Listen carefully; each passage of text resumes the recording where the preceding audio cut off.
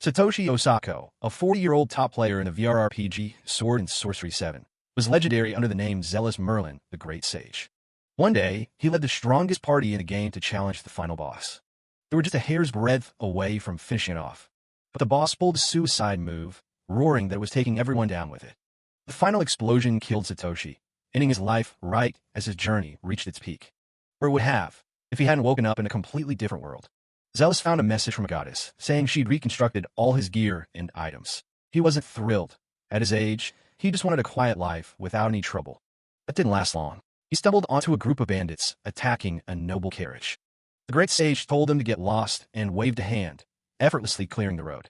The thugs fled in terror, screaming about demons. Zealous decided to escort the nobles to town since he was headed that way anyway. That's where he met Celestina, the daughter of a noble family. They traveled together toward the Grand Duchy of Solstia. At the mansion, he was offered a proper meal and nearly moved to tears.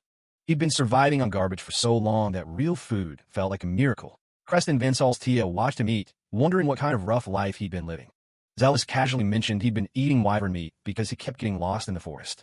The Duke nearly choked. Wyverns are considered sky demons.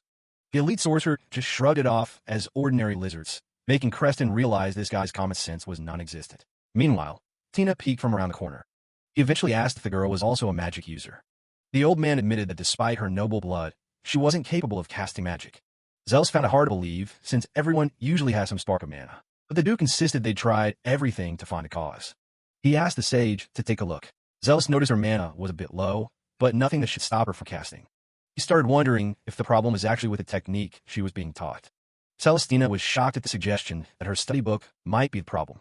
Zealous grabbed the book to see what it was teaching her. He was immediately disgusted. The flaws in the magic circles looked like they were put there on purpose. It was just ugly work. He told them bluntly that the material was awful, leaving the two nobles stunned. He explained that the spells were designed to be incredibly inefficient, requiring way more mana than necessary for basic results. Basically, it was a terrible way to train a sorcerer because it relied entirely on raw force instead of skill. Creston realized this wasn't an ordinary man if he could spot those flaws instantly. Tina begged him to make the magic easier to use. She was desperate to cast spells, no matter what it took. Seeing her resolve, the teacher agreed to give it a try. He started stripping away all the useless junk from the spell circle right then and there. Within seconds, he had an optimized version ready. Tina was flabbergasted by how fast he worked. He explained that he'd reduced the mana requirement and added a way to supplement it with an external source. He told her that if she mastered this, she could even cast without chanting. The girl promised to do her absolute best. She focused her mind and called out the spell Torch. A small flame flickered into existence on her finger. She was overjoyed that she finally succeeded, even if Zealous thought it was just a tiny candle flame. She couldn't believe the day had finally come where she could use magic. She ran off to show her maid, but since the flame wasn't stable, it sputtered out as soon as she stopped feeding it mana. The mentor warned her that maintaining the magic is the hard part, so she had to stay focused. The Duke started tearing up, explaining that Tina wasn't a legitimate child. She was his son's daughter with a servant. Because of her birth and her struggle with magic, she'd been shunned and lonely her whole life. Seeing her reward for all that effort meant the world to him. He suddenly asked if Zealous would stay for the next 2 months to be her tutor. The sage was caught completely off guard by the job offer. Zealous was taken aback when Tina called him Professor, but she insisted that anyone who taught her magic deserved the title. She was beaming, telling him that thanks to his help, she could finally move forward. She begged him to keep teaching her more. The sage gave in with a tired smile, realizing he wasn't going to win this argument. Creston was thrilled and suggested they start the lessons immediately in the family's private forest. Zealous was impressed by just how much land these nobles actually owned. Once they got to the forest, he complimented Tina on being a fast learner. She was surprised he thought she had a knack for it. He decided to turn the training into a competition. Would he finish optimizing her entire book first, or would she run out of magic? She accepted the challenge with a competitive spark. Suddenly, a loud snapping sound echoed through the trees, making them both jump. Something big was nearby. A level 15 blood bear burst out of the brush, roaring and ready to kill. The guards shouted for everyone to run. While the Duke wondered how it got past the walls, Zealous calmly cast steel shackles, binding the beast instantly with heavy chains. With the bear pinned, the mentor asked his student if she remembered the attack magic he'd just shown her. He told her to fire at the bear, promising she'd get a huge level boost. Tina was panicked, saying her maximum limit was only 3 casts. He simply told her that'd be plenty and cast Tenma's Blessing on her, surrounding the girl in a powerful aura. He explained it was an original enhancement spell of his that would boost her magic power for a short time. He told her not to hold back. Tina took a deep breath and agreed to give it a shot. She focused on the snarling bear in front of her. She chanted the incantation, calling for crimson flames to burn her enemies. A massive fireball slammed into the blood bear with a violent boom. It was way more powerful than anything she'd ever done before. Zealous cheered from the sidelines, telling her to finish it off with her other spell. She was dizzy from mana surge, but managed to nod. She unleashed an air cutter, sending a jagged blade of wind straight at the monster. The wind blade sliced clean through the bear, ending the fight in a single strike. Even she was shocked by the sheer destruction she'd caused. Zealous caught her as she wobbled, checking to see if she was okay after such a big mana dump. He told her she'd jumped all the way to level 11, which was a huge leap. Tina was in total disbelief that she'd actually defeated a monster with her own magic. She was still reeling from the realization that that kind of power was hers now. The sage gave her a reassuring pat on the head. The Duke was over the moon, but their celebration was cut short by a bone-chilling roar that shook the entire forest. Everyone froze as they felt the sudden wave of bloodlust. Something even more dangerous was coming. A massive wyvern dropped out of the sky, its wings casting a huge shadow over them. It looked absolutely furious. The creature slammed into the ground with a heavy thud, sending a shockwave through the clearing. Tina screamed in terror. Zealous immediately recognized it. This was likely a survivor from the group he'd hunted earlier for dinner. It was back for revenge. He sighed, complaining about how being popular is a real pain. The dragon didn't seem interested in the conversation, just in tearing him apart. The beast lunged with its massive claws, but the sage vanished in a blur of motion. Tina could only watch in awe as he took to the skies. He cast Shadow Raven's wings, black feathers and magic circles erupting around him as he hovered effortlessly above the dragon. He didn't waste any time, bombarding the wyvern with black lightning bullets from every angle. Each hit landed with a heavy bam. The creature shrieked in pain as the lightning tore through its scales. Zealous just told it to calm down, like he was dealing with a naughty pet. The dragon plummeted to the ground, its head slamming into the dirt with a final thump. It was completely incapacitated. It tried to let out one last defiant roar, but it was clear the fight was already over. The monster was just too outmatched. The wyvern tried to snap at him one last time, but its effort was pathetic. Zealous landed right in front of its jaws without a hint of fear. He told the beast he hated stubborn things, and drew his blade in one smooth motion. The metal glinted with a sharp ching. In a single, blinding slash, he decapitated the dragon. The sheer force of the blow was so extreme that it looked more like he'd punched the head off.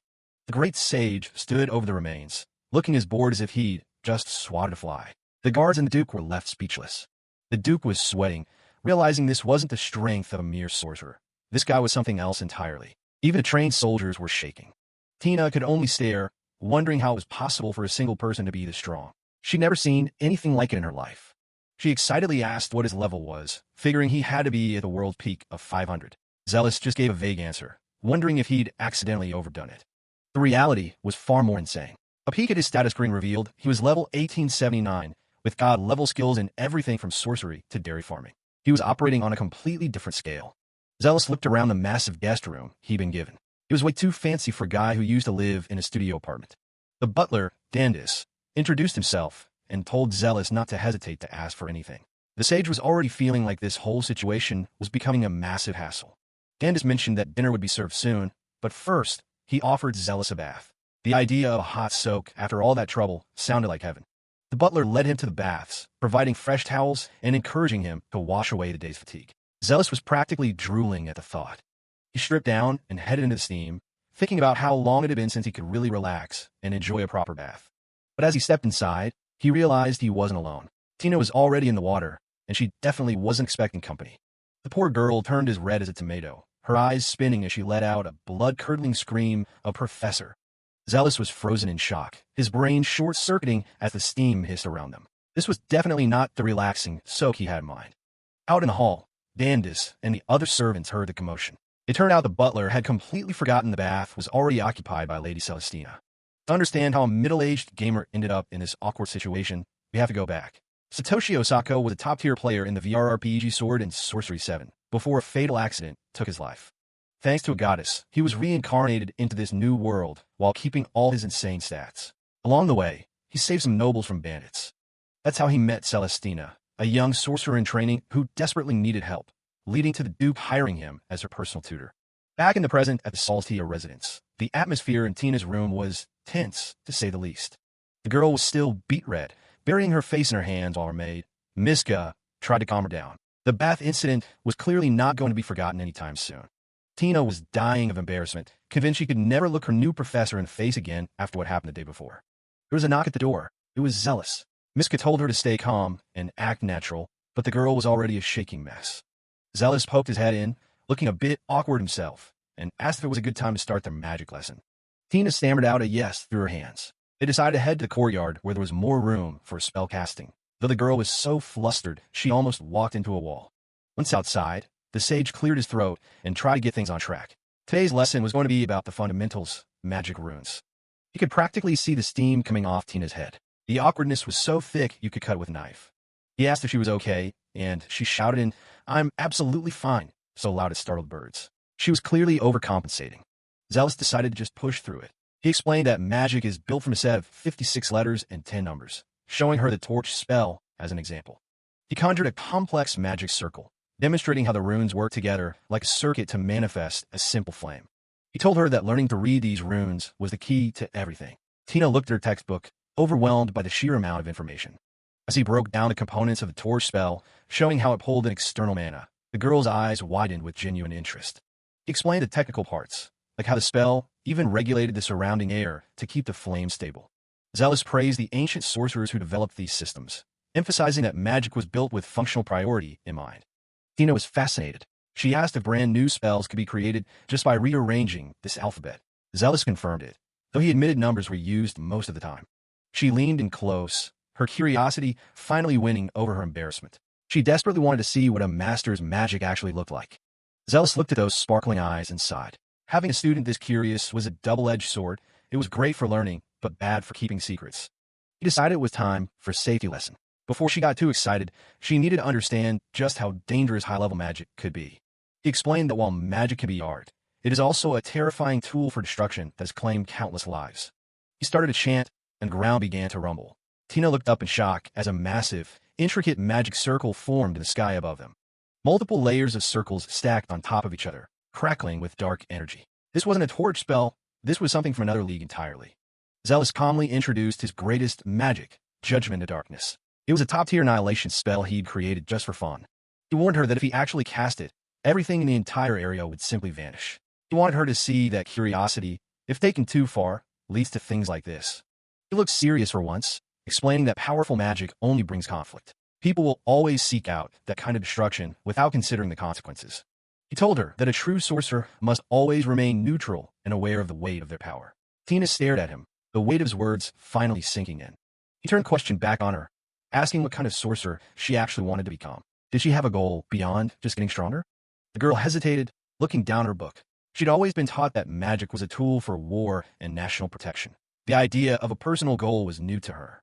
Zealous stared off into the distance, his expression unreadable. He told her plainly that he had no desire to be a sorcerer who only existed to fight. He looked back at her with a gentle gaze, reminding her that there are countless other ways to use magic besides just blowing things up. Zealous gestured toward the greenery, explaining that magic could be used for things like creating medicine or crafting magical tools. He wanted her to realize that a sorcerer's purpose didn't have to begin and end on a battlefield. Zealous tells Tina that magic should be something that brings happiness to people, opening up endless possibilities. He looks at her with those tired eyes, reminding her to always stay aware of her surroundings and her own status. Tina nods along, taking in every word of her new mentor's advice. Now it's time for a real lesson. Zealous mentions he's going to summon a golem to help her level up, which catches her completely off guard. As she prepares, Tina can't help but admire him. Despite his insane power, he's totally humble and doesn't let it go to his head. To her, he's the definition of a true sorcerer, someone who takes full responsibility for their power to keep the world in balance. He carries himself with a quiet confidence that most mages would kill for. Looking up at him, she's convinced he's the most amazing person she's ever met. She watches him walk ahead, secretly hoping that one day, she could be just like him. Zealous stops and glances back, noticing she's totally spaced out and tripping over her own feet. They head out for the practical portion of the training. Duke Creston tags along too, wanting to see his granddaughter's progress for himself. 3 level 3 mud golems rise from the ground. Zealous warns her that even weak monsters can be dangerous if she loses focus. Tina charges in, swinging her staff with everything she's got to drive them back.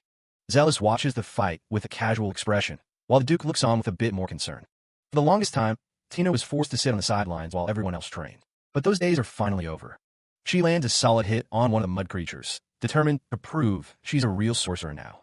The golems don't stay down for long, though. They keep creeping closer as she starts to tire out. Zealous isn't jumping in to save her yet. He sees this as the perfect chance for her to really show what she can do under pressure. She takes a deep breath and centers her mana, activating a power boost to strengthen her magic. With a fierce look in her eyes, she readies her next move. She leaps into the air and brings her staff crashing down on the nearest golem. Another heavy smack connects, sending mud flying everywhere. One of the larger golems lets out a silent roar, reaching out to grab her. Tina doesn't flinch. She chants her spell, calling forth a raging water serpent. The aqua jet blasts forward, tearing through the mud monsters with a massive splash. The pressure is intense, washing away the group of golems in seconds. Thinking she's finally won, Tina lets out a cheer, thrilled that she actually pulled it off. But she's so caught up in the moment that she trips over a rock and face plants into the dirt. To make matters worse, one golem managed to survive the blast and is now looming right over her. Zealous steps in and snaps his fingers, instantly dispelling the last monster. He reminds her that a real battle isn't over until it's actually over. Tina slumps to the ground in tears, frustrated that she let her guard down at the very last second. The two men walk over to cheer her up. Despite the stumble, they're both genuinely impressed with how much she's improved. Zealous gives her a passing score, though he notes she still has a long way to go before she's a master. Watching her hug her muddy staff, he realizes she might actually become a full-fledged sorcerer in just a month. He pats her on the head and makes a promise.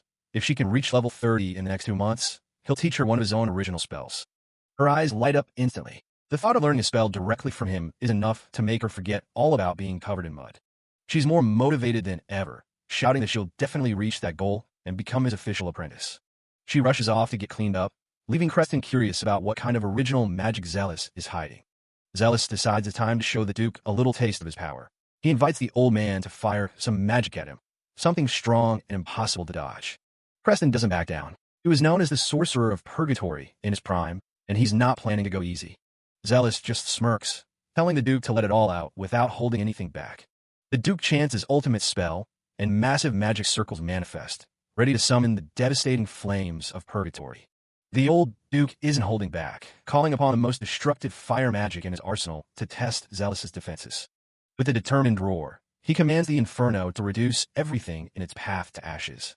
The spell name echoes across the training grounds as massive fire dragons materialize from the heat. Zealous stands his ground, looking completely unfazed as the wall of flames rushes toward him. With a casual smirk, he activates his divine silver barrier, which isn't just a shield, it's an invisible field of blades. The fire dragons are shredded into nothingness before they can even touch him, leaving only a few embers drifting in the air. Creston is left speechless, barely believing his eyes as his ultimate attack vanishes in an instant. Zealous calmly confirms that yes, it was barrier magic. He explains that it's a special kind of barrier that can change its shape at the caster's discretion, acting more like a first strike weapon than a simple wall. Zealous believes that if Tina can master even a basic version of this, she'll be able to handle both offense and defense at the same time. Seeing her growth and potential, he figures that normal sorcerers wouldn't stand a chance against her once she finishes her training. Creston admits that Zealous's magic is terrifying, but also admits it could defeat most enemies on sight. Zealous just shrugs it off. Zealous starts brainstorming cool-sounding titles for Tina's future, but he honestly thinks a cute one would be better for her. Later, Tina is back to her books, determined to keep pushing. Zealous jokes about her staying in bed from embarrassment if things get too tough, but she just tells him to watch her. Zealous heads into town to visit Veridona's magic item shop, bringing along a massive pile of monster stones he's collected.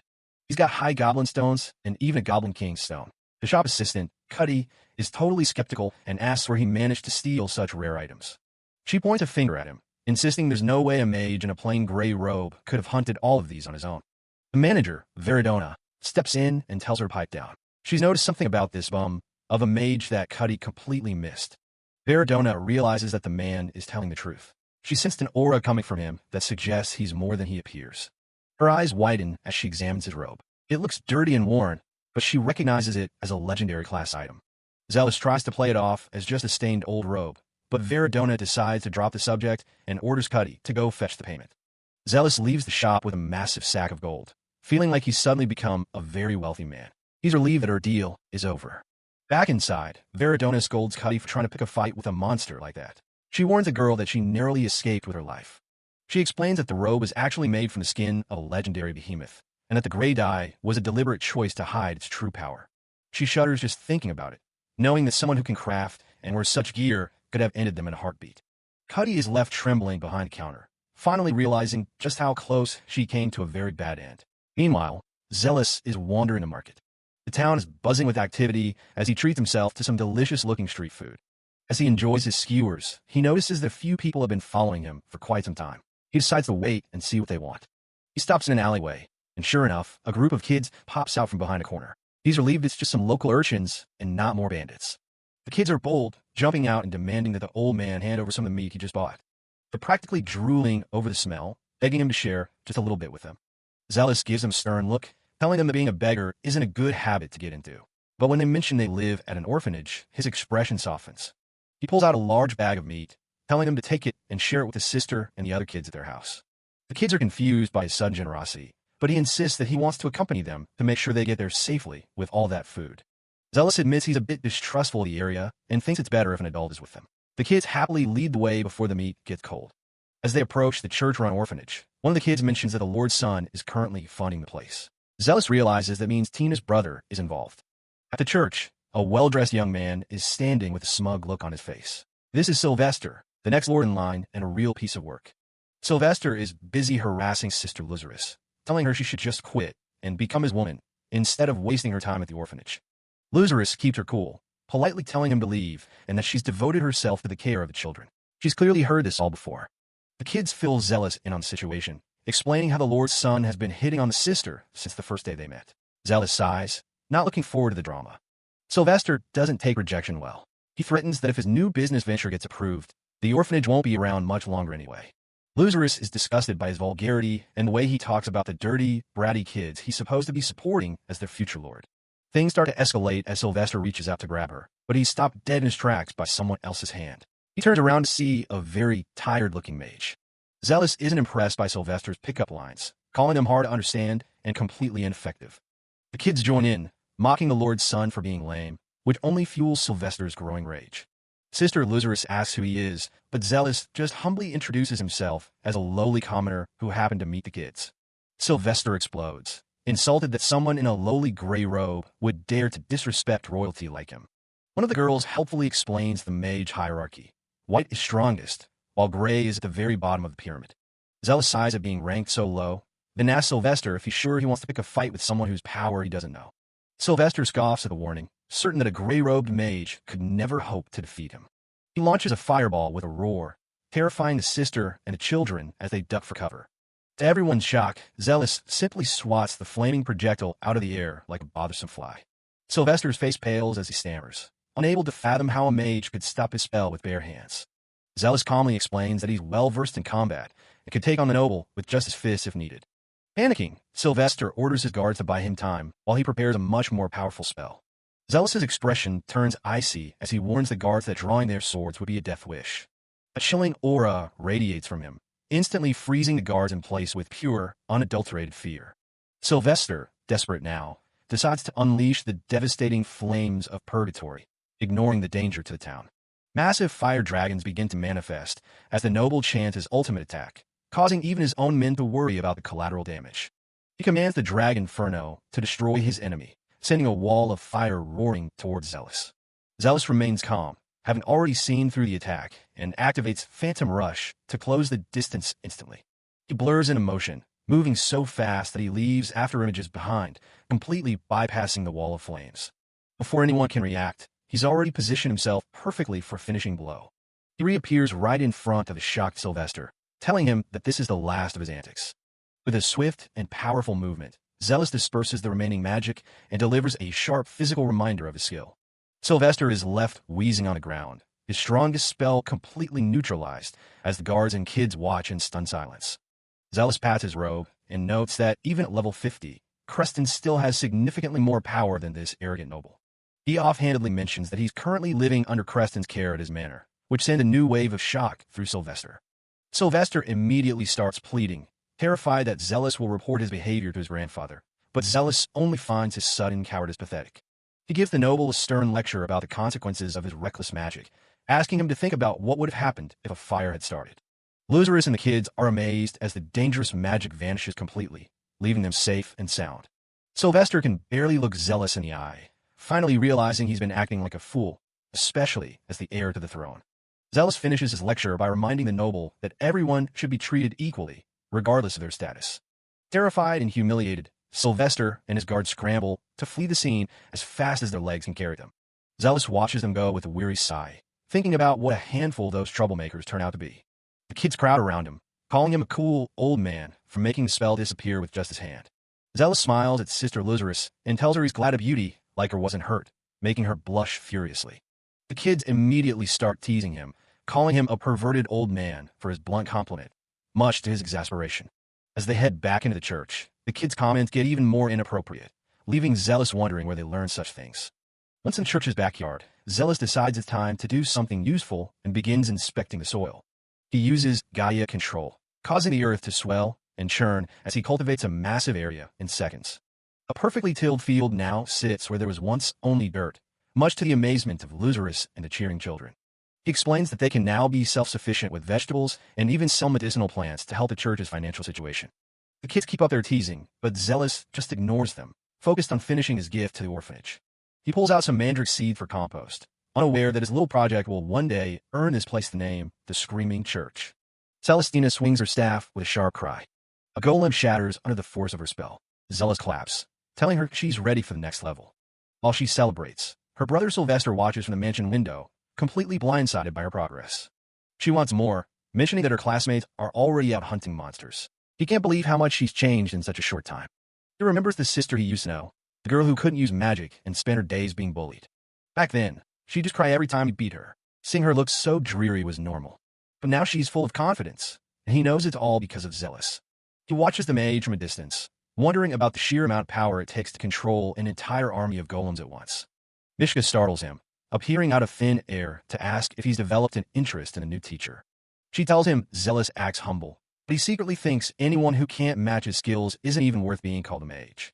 Sylvester analyzes the scene, realizing Zealous is basically a commander using magic stones to fuel a whole army effortlessly. To him, the guy is a literal monster who could probably dismantle magic with his bare hands. He clenches his teeth, feeling small and inexperienced compared to that kind of power. Mishka warns him that he still doesn't know the half of it, and suggests he start being more diligent. He notices she hasn't aged a day since he was a kid and makes the mistake of asking her age. The room turns ice cold as she gives him a terrifying look. He immediately drops to the ground and begs for forgiveness. Later, Sylvester runs out and bows before Zealous, begging to be made his apprentice. Zealous is completely thrown off, wondering if the kid suddenly had a personality transplant. Sylvester admits that seeing a real master made him realize how much further he needs to go.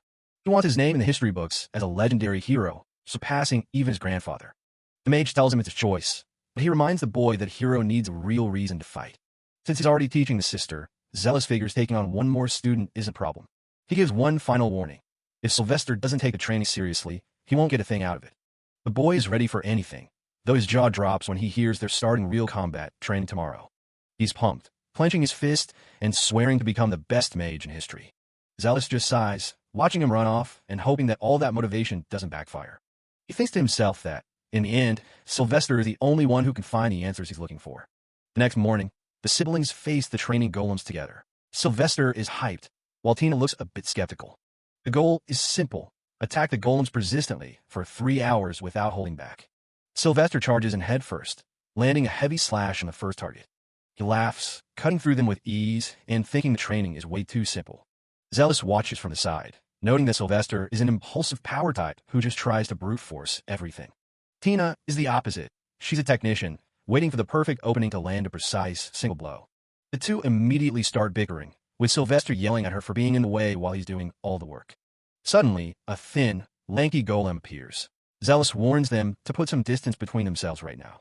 Sylvester is too slow to react, and the golem's arm stretches out like a whip, smacking him across the face. He stumbles back, but quickly retaliates, launching a fireball directly at the weird monster. The golem effortlessly dodges the explosion, leaving Sylvester staring in disbelief. Tina tells him to stop rushing in. He's doing exactly what the professor expected. He snaps back at her, asking if she thinks he's the one dragging her down as the golem's close in. They're both starting to pant, realizing these things aren't as easy to deal with as they thought. Zealous and the Duke watch from shade. Zealous explains that the real training is staying calm when you're outnumbered and exhausted. Zealous announces he's taking control of the golems for real, and the stone creatures start chattering in response. Sylvester is practically vibrating with excitement, ready to push his limits in what feels like real combat. He throws himself into the fray, narrowly dodging the heavy blows from the training dummies. He's completely focused, realizing this is the kind of practical experience he'd never get back at the academy. Tina launches a magic attack, while Zealous warned her that a real enemy won't stop just because she's out of mana. They both realize their teacher isn't going to make this easy on them, but they're determined to prove they're worthy apprentices. Zealous tells them not to be afraid of failing and to explore their own fighting styles. The siblings coordinate their strikes, tearing through the golem army with newfound efficiency. A massive golem corners Tina, but she stands her ground and prepares a stone spear spell. Her rock lance connects with a heavy thud as Sylvester warns her that more are coming. The golem doesn't stay down, its broken parts slithering across the ground like snakes. Before Tina can react, the stone limbs coil around her, and Zealous notes that the match is essentially over.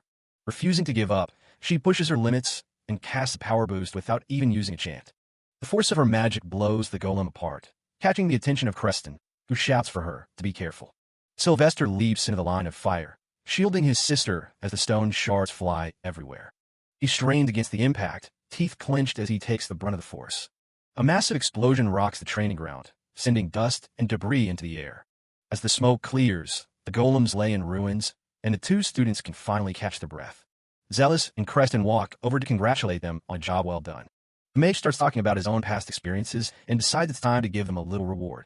He pulls out a bottle, explaining that it's a high-grade mana potion made from mandrakes.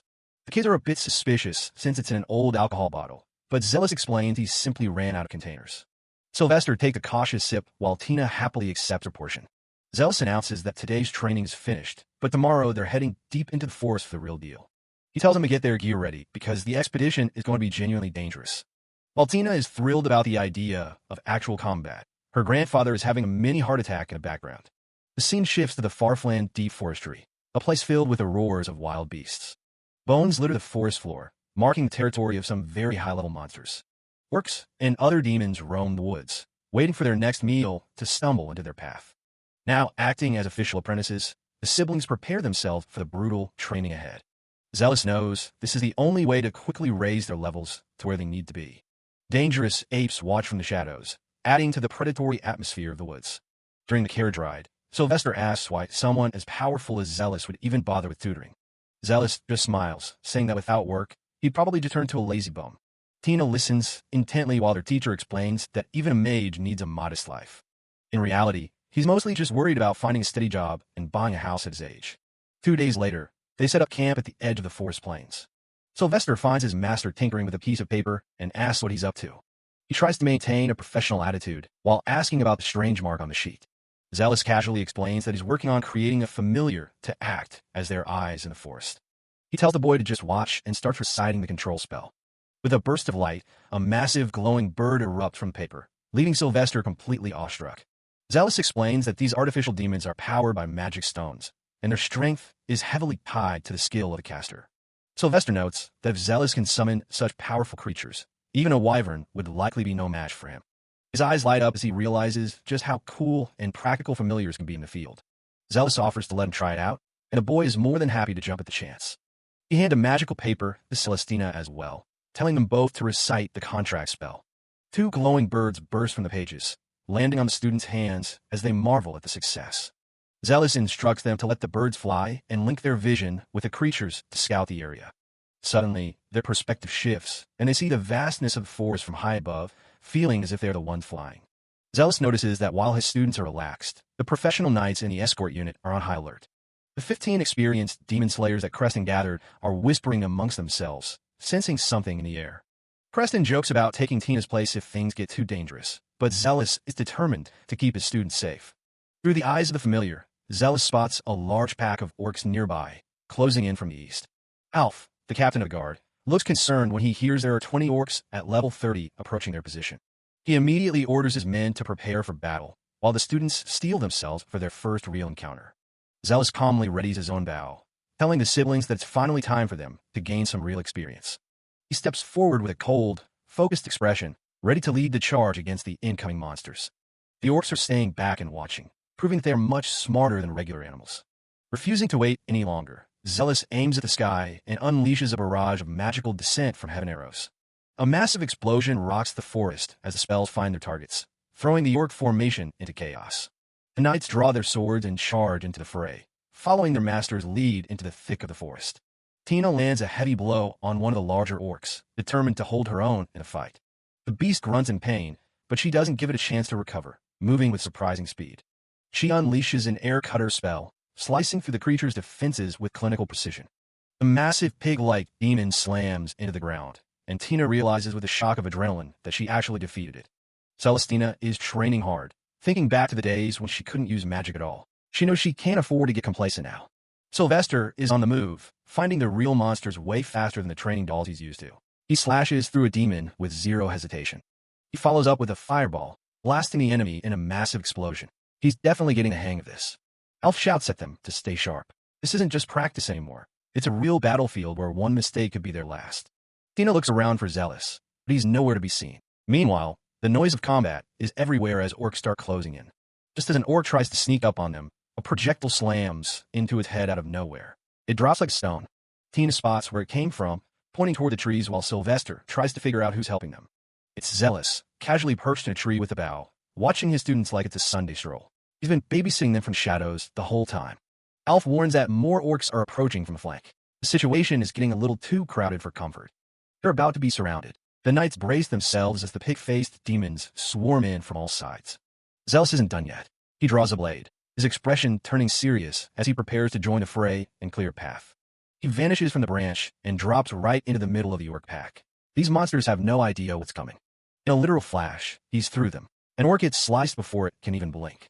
He doesn't stop, moving like a blur and taking down another monster with a single, precise strike. It's total carnage. Sylvester can barely keep track of him. He's never seen someone move with that kind of speed and accuracy without even breaking a sweat.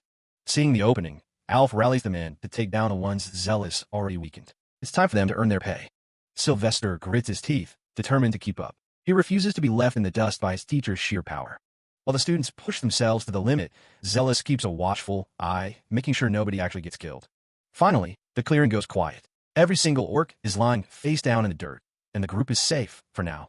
The results are immediate. Tina's level jumps straight to 32, while Sylvester hits level 59.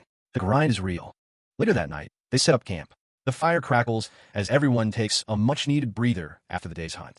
Zealous watches the kids study their magic books by firelight. He's impressed by their passion, even if his training methods are borderline sadistic.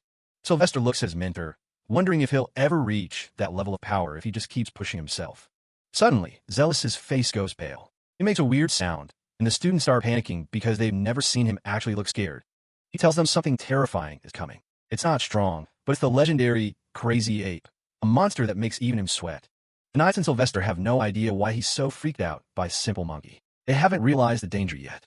Zealous explains the horror. These things only hunt men, and they aren't looking for a fight. They're looking for love. This is a harem he doesn't want. Sylvester's jaw drops as he realizes exactly what that means. Tina is still confused, and he'd really like to keep it that way for her sake. A rustle in the bushes confirms it. The predators have arrived, and they've definitely picked out their favorite targets. The apes emerge with literal hearts in their eyes. They're looking for a good time, and the men are the only ones on the menu. There's no fighting this. The entire group turns tail and runs for their lives, desperate to save their dignity from horny primates. The sun goes down over the far-flung forest, a place where the real monsters start to come out once the jokes are over. It's a vast, dangerous territory where common sense doesn't really apply and power is everything. After shaking off the apes, the Knights take down a few more orcs, feeling pretty good about the progress. They think they've won. Zealous kills the mood immediately. He warns them that the real threats are only just starting to show up as they go deeper. They move deeper into the woods, where the air feels heavier.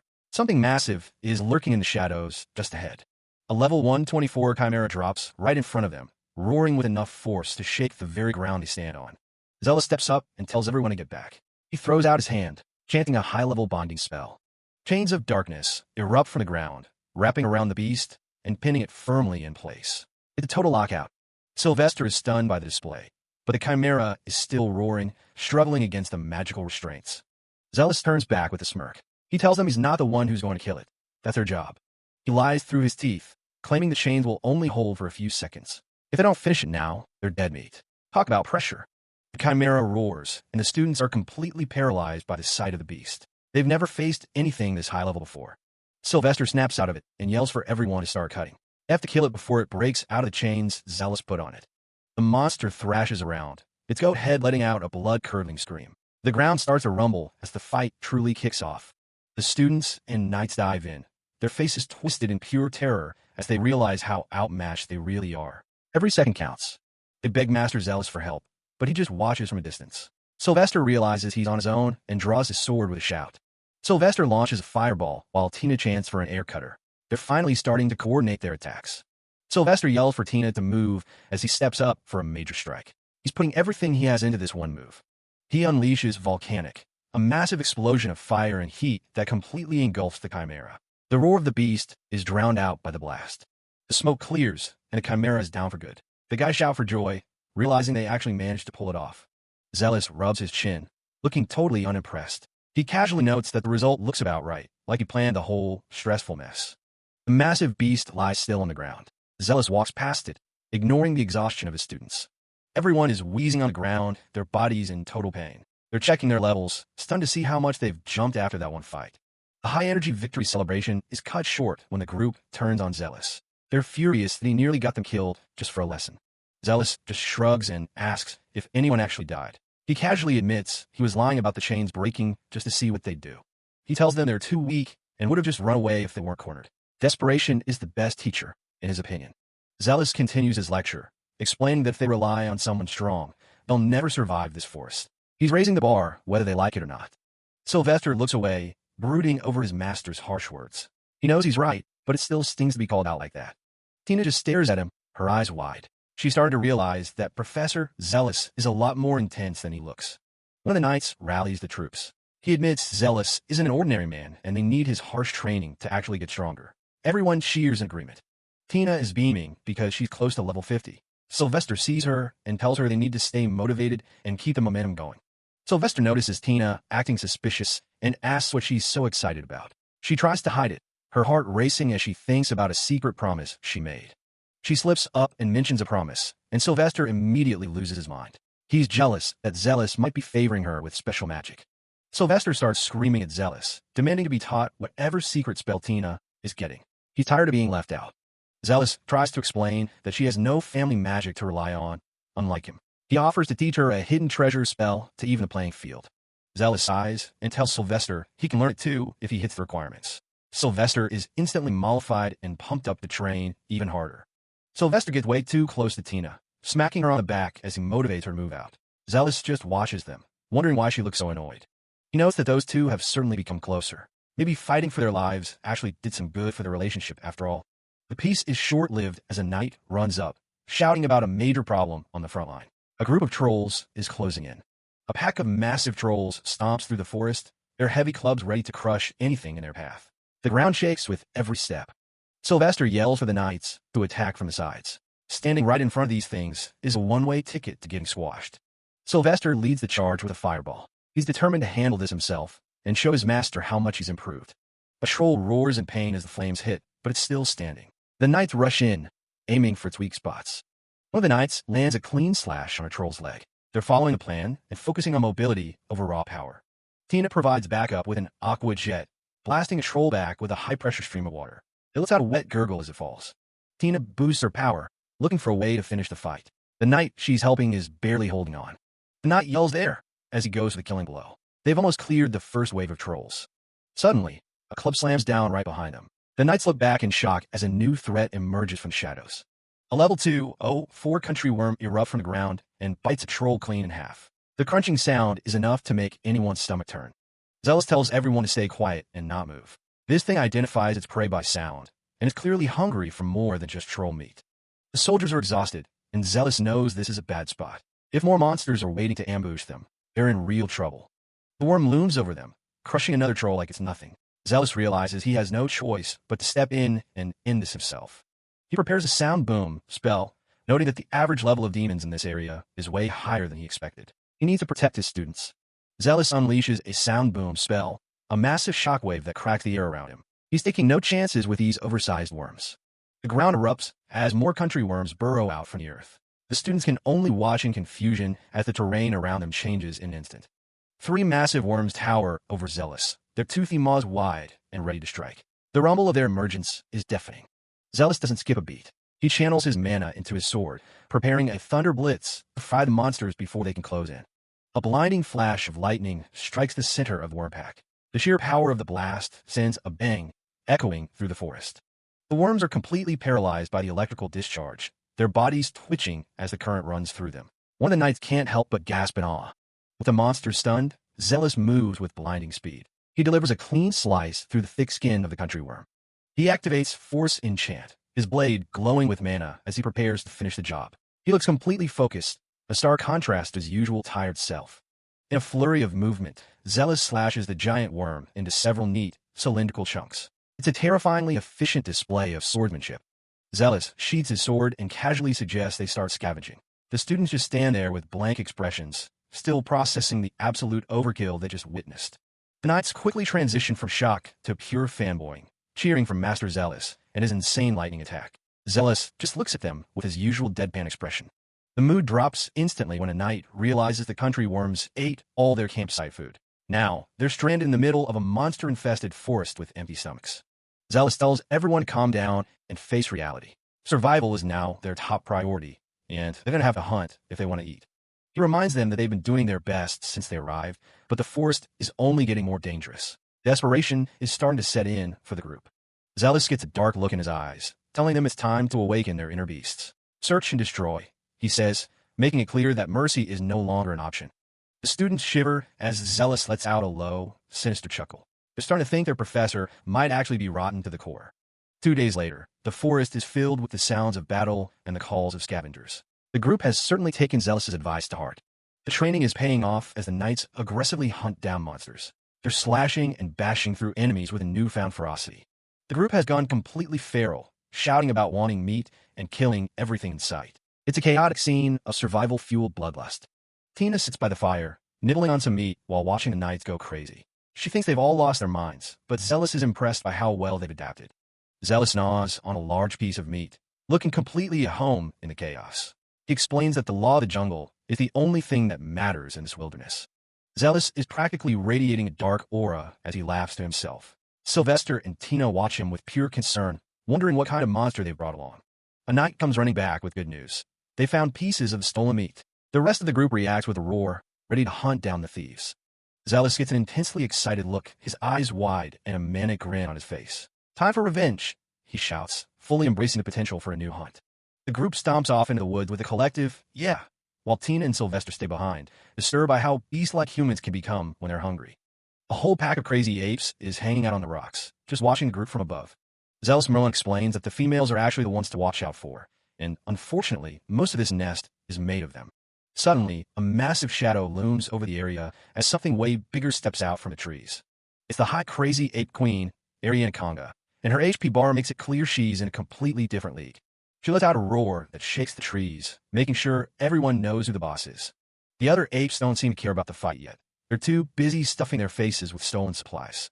The middle-aged teacher deadpans that their dinner is already in the queen's stomach, so they're probably not getting it back. Alf isn't taking the disrespect well and orders the knights to surround the perimeter for a counterattack. The instructor gives the signal, telling Celestina it's her time to shine. Celestina starts her chant, focusing her magic as she prepares to blind the entire pack. A massive flash of light explodes from her staff, leaving the apes stumbling around and completely blinded. The knights don't waste a second, tossing poison gas canisters right into the middle of the confused group. Alf sees the opening and calls for a charge while the monsters are weakened and unable to see. They rush in, hacking away at the apes while they're still reeling from the poison and light. Sylvester stays focused, shouting at Celestina to keep her guard up even if things look like they're going well. But the queen isn't affected by their little tricks. She starts smashing everything in sight with pure brute force. She looks down at them with glowing eyes, totally unfazed by the poison smoke swirling around her. A single slam from her fist shatters the ground, and the knights realize they're dealing with a much higher-ranked species. She starts stomping through their formation, making it clear that one hit from those fists would be fatal. Zealous decides he's seen enough and steps forward, casting chains of light to lock the beast down. Glowing chains wrap around the queen, pulling her arms back and pinning her to the spot. The instructor tells Sylvester and Celestina that the rest is up to them, giving them a chance to finish the job. The two launch a coordinated magic strike, firing off lightning and flame spells simultaneously. The explosion connects with a huge bang, but the queen just roars right through the thick smoke. Sylvester can't believe it. Even their high-level magic didn't do much more than annoy her. He tries a more direct approach, charging in for a lightning-fast sword strike that actually draws blood.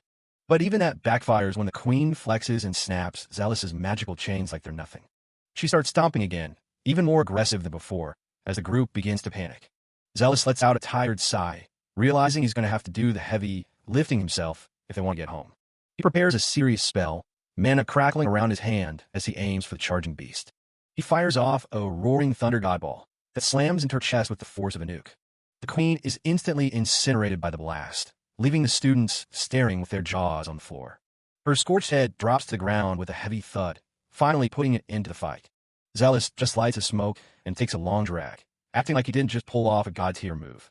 The peace only lasts for a second before a pack of wolves starts howling from the rocks above. The teacher identifies them as red grid battle wolves, predators that definitely smelled the blood from the last fight. Alf and Sylvester are completely spent and can barely stand, let alone fight off a pack of A-rank monsters. Zealous tells them to focus on the wounded while he prepares to face the wolves on his own. He knows the knights are a bad match for these things anyway, and tells the kids he's taking over. The wolves don't hesitate, charging down the hill with their sights set on the exhausted group. Alf shouts a warning as the predators close the distance in seconds. Everyone draws their weapons for one more round, desperate to hold a line against the pack.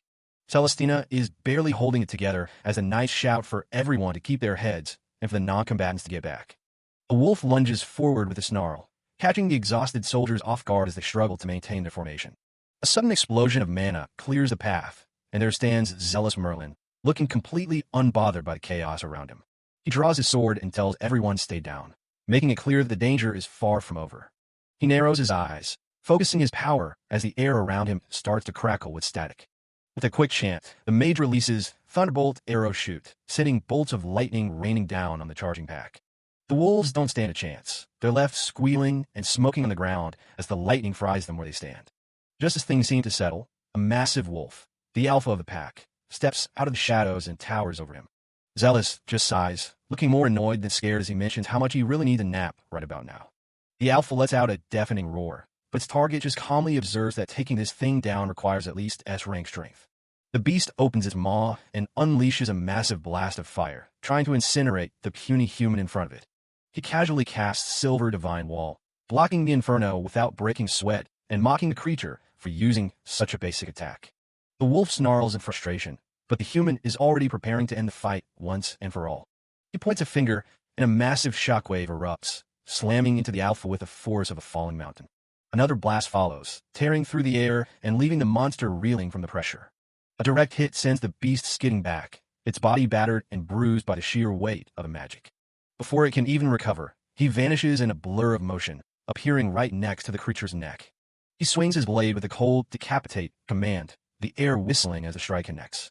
Blood sprays everywhere as the alpha's head is cleanly removed, and he just wipes his brow, glad that's finally over. With the threat gone, the knights start loading up boxes of monster parts while the protagonist watches the cleanup from the sidelines. They manage to harvest a mountain of materials, fur, fangs, and meat that are all valuable items on the market. A scout shouts out that the rescue carriages have finally arrived to pick them up and head back to civilization. Alf takes one look at the group and asks why they look like they've been through a meat grinder. The survivors don't even have the energy to explain. They just shuffle toward the carriages as fast as their tired legs can carry them. A cheer goes up from men as they load the last of the gear, thrilled to finally be leaving this nightmare behind. As the carriages roll out, the knights inside lean back in relief, swearing they aren't afraid of anything after what they just survived. Zealous points out that the monsters they just fought were actually the weak ones compared to what's deeper in the forest. The instructor tells Celestina and Sylvester to take it easy since they still have a 2-day trip ahead of them. The two of them are out like a light, leaning against each other as the exhaustion finally catches up. He watches them with a small, satisfied smile, clearly proud of how far his students have come. Suddenly, the carriage jerks to a violent halt, nearly tossing everyone out of their seats. He looks out the window, his expression instantly shifting from relaxed to deadly serious. The road ahead is a slaughterhouse. Overturned carriages and bodies are scattered everywhere in the dirt. It's a grisly sight that stops everyone in their tracks as they try to process the carnage. Alf kneels by one of the victims and realizes the bodies are still warm, meaning the killers are likely still nearby. The teacher's eyes go cold as he realizes the bandits who did this couldn't have gone far. He immediately orders his students to get their familiars ready to scout the area from above. Celestina and Sylvester spring into action, chanting the spells to summon their bird familiars into the sky. The birds take flight, soaring over the rugged terrain to pinpoint exactly where the bandit camp is hidden. It doesn't take long to find them. a group of men huddling around a campfire in a clearing not too far away. Sylvester and Celestina are fuming, ready to tear the bandits apart when they hear there are women and children being held hostage. Zealous tells the group to listen up because he has a plan, while Alf asks him to handle getting the bandits' attention. Zealous Merlin smirks at his students, telling them he'll go ahead, and if they don't hurry, he might just hunt down all the prey himself. The knights are fired up, shouting in unison as they prepare to take down the bandits and wonder where their captain is gone. Sylvester and Celestina watch their teacher walk away, remarking on how the bandits have essentially dug their own graves by attracting his attention. Meanwhile, at the bandit camp, the outlaws are laughing over the campfire, mocking a coachman they killed earlier for begging for his life. A bandit shouts for the women to be brought out, and a terrified young woman is grabbed by the hair as she begs them to stop. The bandit leader leers the captives, telling them he plans to sell them as slaves for a high price after his men have had their fun. Suddenly, a calm voice interrupts the scene, asking for directions and startling the bandits as a man in a white cloak walks right into their camp. Zealous Merlin stands before them with a bored expression, claiming he strayed off the main road and got lost. The bandit leader is annoyed, telling the newcomer to read the room, while the other bandits look on in confusion at the strange man. The mage doesn't back down, instead asking if the bandit would mind giving him 2 or 3 women for his experimental purposes. The leader eyes the gray robe, suspecting the man might be a dark mage, and decides he needs to be dealt with quickly. Thinking they found a kindred spirit, the bandits invite him to sit and drink, boasting about the high-quality goods they just stole. Zealous sits among them, apologizing for the intrusion as the captives watch the scene in silent, trembling horror. One of the bandits lunges with a knife, shouting that the only place the mage will be enjoying anything is in hell. The blade sinks into his shoulder, and he lets out a quiet as the bandit grins, thinking he scored a lethal blow. The bandits are shocked when the mage doesn't collapse, instead staggering slightly as he begins to move with unnatural speed. He turns to his attacker with a chilling smile, asking if they really thought he wouldn't notice such amateur signs. With a whispered, tearing wind blossom, he unleashes a blast of air magic that catches the bandits completely off guard. Cuts and slashes appear all over the men as the invisible wind tears through their ranks, leaving them screaming in pain. The bandit leader is terrified, realizing the man didn't even use a chant and wondering how a high-level mage could be in such a place. Zealous casually flicks his fingers, sending out precise mana strikes that knock the remaining bandits off their feet. The bandit leader asks if he is a national mage, but the protagonist simply replies that he doesn't really have to answer that. Panicking, the leader grabs a young boy hostage, holding a knife to his throat and warning the mage not to move. The instructor's expression turns cold as he tells the criminal to shut up, his hand beginning to glow with a dangerous light. He casts Stone Bullet, and the projectile slams into the bandit, forcing him to release the boy as he screams in agony. The child scrambles away to safety while the bandit leader collapses, clutching his wounded arm and crying out that hurts. Zealous Merlin steps on the fallen man's head, noting that it's about time as the bandit realizes his arm has gone completely numb. The knights finally show up to handle the cleanup, finding bandits already tied up and ready for transport.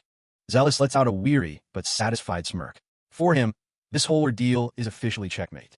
The bandits are completely neutralized. They didn't really put up much of a fight against someone of Zealous's caliber. Zealous picks up a dropped staff, only for a young girl to pipe up and claim it. She's surprised he even knows it's a runewood staff. He recognizes the gear as a gacha item from the game. Iris confirms she got it as a newbie bonus, though she's confused by his modern terminology. The realization hits Iris like a truck. She asks if Zealous is actually another player from her old world. Iris explains she suddenly woke up in this world and ended up working as a mercenary just to get by. She's stuck wearing this impractical, sexy avatar outfit because it's the only high-level gear she owns that actually fits. Sitting by the campfire, she admits she was just trying to save up enough gold to buy some normal armor. Zealous watches her, realizing she's just a normal person trying to navigate this weird new reality. He decides to dig a little deeper, asking her what she really thinks about the state of this world. He points out that the systems here are an exact match for the game they play back home, right down to the broken balance.